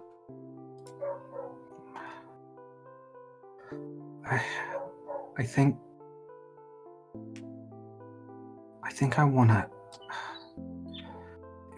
once I can fix the thing my father was working on, I think I might try to make more things to help everyone out. Mm-hmm. Make more things that will help everybody survive. Like medicine, mechanics, information. There's many ways to do that. Do you have a clear path? I think I might try to make frames and mech systems. At least stuff that can help you guys out in the field. Help us out in the field. And maybe I can give that to people that we come across. He kind of closes his eyes and nod a bit. So while I wasn't at the funeral to support this kind of thing and support Zana's memory or your father's memory, frankly, I don't have much memory to begin with. But my answer is simple. I'll simply support yours. Is that fine enough for you? She nods. Yeah, that's more than enough. Seti leans back in her pile of junk. She's been kicking her legs, same old tick. The entire time she's had a visor over her one hidden eye, and she's been scanning video after video after video, recovered data from the troops whose names she all knew, Her gaze flits over to Bonnie. Same deal on my end. She smiles. Got a lot of good data for you. I'll support you to the best of my abilities as either a test pilot or, well, test dummy if you're willing to strap me into any of those machines, or at the very least, she draws herself up to her full height, pats herself down, actually straightens out some of the curls. I'll do my best to support you as a friend. I'll endeavor to actually do that. No affected cowboy accent, no frontier attitude. I'm here if you need it. And if you'd prefer SETI the pilot, I've got all the junk data if you need it. She slides you a disc. I kind of just prefer the normal SETI. Excellent. She smiles at you. She smiles a little bit. So, your job is simple. This isn't an order, this is a duty. Something you must fulfill. Shine as bright as you can. It's simply our job to cut the way forward. You understand? Yeah, I understand. Right. So now, get some rest. We're not catching fish here, they're probably all dead. Don't give up. Not that soon. Come on. Give her a shot at the very least. Here, you can take my pole. She hands you her fishing pole. Bonnie, give me a 1d20 roll. Come on. Let's give it a shot. Please, dear God. Middling. I mean, on every check, you toss the pole into the water, and you just kind of stick there, and you catch something, and you pull back, and then basically you're racing, and SETI, Asher, you both get the what the fuck kind of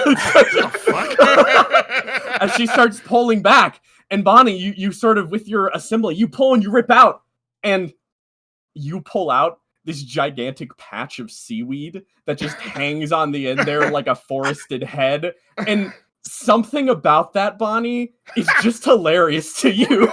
Oh, SETI's gonna jump up and mash her face into it, and she's like, look, you caught a fish! Blub, blub, blub, splash! Yeah. Oh, God. SETI's gonna drag you into the water. Fucking body gets dragged. Oh, God. You watch Asher as she's dragged in the water, and for the first time, probably since for a long time, actually, you see something pop up, pulled away on the moment as you sort of just look across, and then kind of pull your wire back as they almost sort of just start messing up and messing your line. You just sort of pull back like, all right, yeah. And then you sort of just like lean back and watch for a second as suddenly as they're distracted, just sort of out there, you'd sort of just like noticed something. There was a buzz during the conversation, some kind of message, but you weren't really supposed to look at it at that moment. As, you know, you're doing your thing. That's the thing people do when they're being supportive of another person. You kind of look over at the side. It's mail, general mail, something that was broadcasted out to the entire company. External. Asher, would you like to take a look at it while they're distracted? Sure. Yeah, okay. You take a peek while they're there, and you see what it says. On this page. Greetings, Twilight Mercenary Group. We've noticed your recent departure from Arca. Ever since your base's system came back on the grid, we've detected various unauthorized activations of our loaned equipment and licenses being used by your company. We understand war brings tough times, but that is exactly why we cannot allow unlicensed, extraneous equipment to be used for business purposes when they could be repurposed for official military operations or government construction. We shall be brief. The UEA will soon be launching an operation to retake one of Bullworm's biggest solar farms. The operation is risky, but there is no truly safe task in war, as I assume you understand. If you can successfully assist with the recapture of DD solar farms, then we will be happy and willing to enter negotiations over the official transfer of your unlawful acquired licenses to your company's registry. Good luck. From Bullworm, the company that makes the lad, the company that sort of owned most operable equipment inside of your company. Amidst this, you stare at this pad as you look across at joy reflecting waters of the sun, and you just stare down at this. Asher, how do you feel? Asher stands up, dusts off his pants. Lady Galarian, Lady Newgate, get out of the water. Get rest. Hell is coming.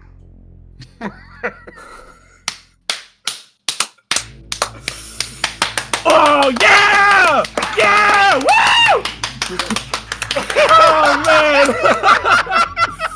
Oh, fuck yeah! Let's fucking go! Jeez. Yeah! Oh, good I get shit! to dodge deployment for one more mission. Yeah! Oh, man. Thanks for watching, everyone. That was fucking great. Holy That was shit. awesome. Yeah. Emotional depth. I loved every single scene. It was amazing. Everyone was so good. Shout out to Christian for hosting this amazing game. Jesus Shout out to all the Christ. players for doing amazing. Shout out to Aloha for giving Roll shit where he deserved it. 10 out of 10, Kino as fuck. Let's fucking go. I live for this drama. And shout out to you guys who put in fan art. So, if you look at the Discord, first off, from BH Behemoth, we got a duck dispenser. That's from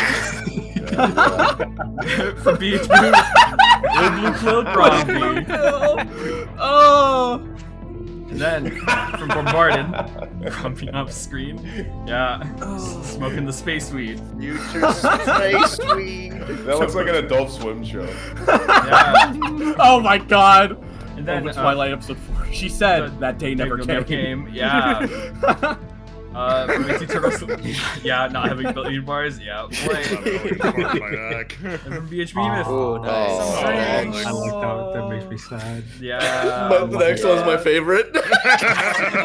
Camera Asher. So many tech issues. I just had to dance around. Bro, we fucking lived though. We did it. Yeah. Permission denied! Soldier. Yeah.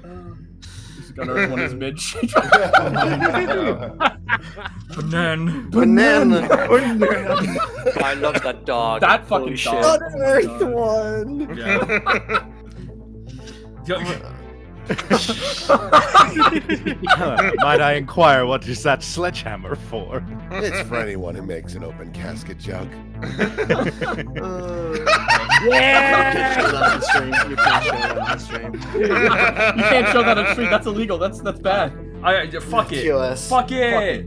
We Fuck did it. dude. Hey, you gotta blur. You gotta blur out the buttons. It's not But yeah. I want to thank all the players for coming out. I want to thank Christian for GMing. I want to thank everyone who supported the Patreon so the show can continue. And Yes. we'll see you next week at the same time, doing the same thing. Woo! Say goodbye, everybody. What? Goodbye, everybody. Bye. Stay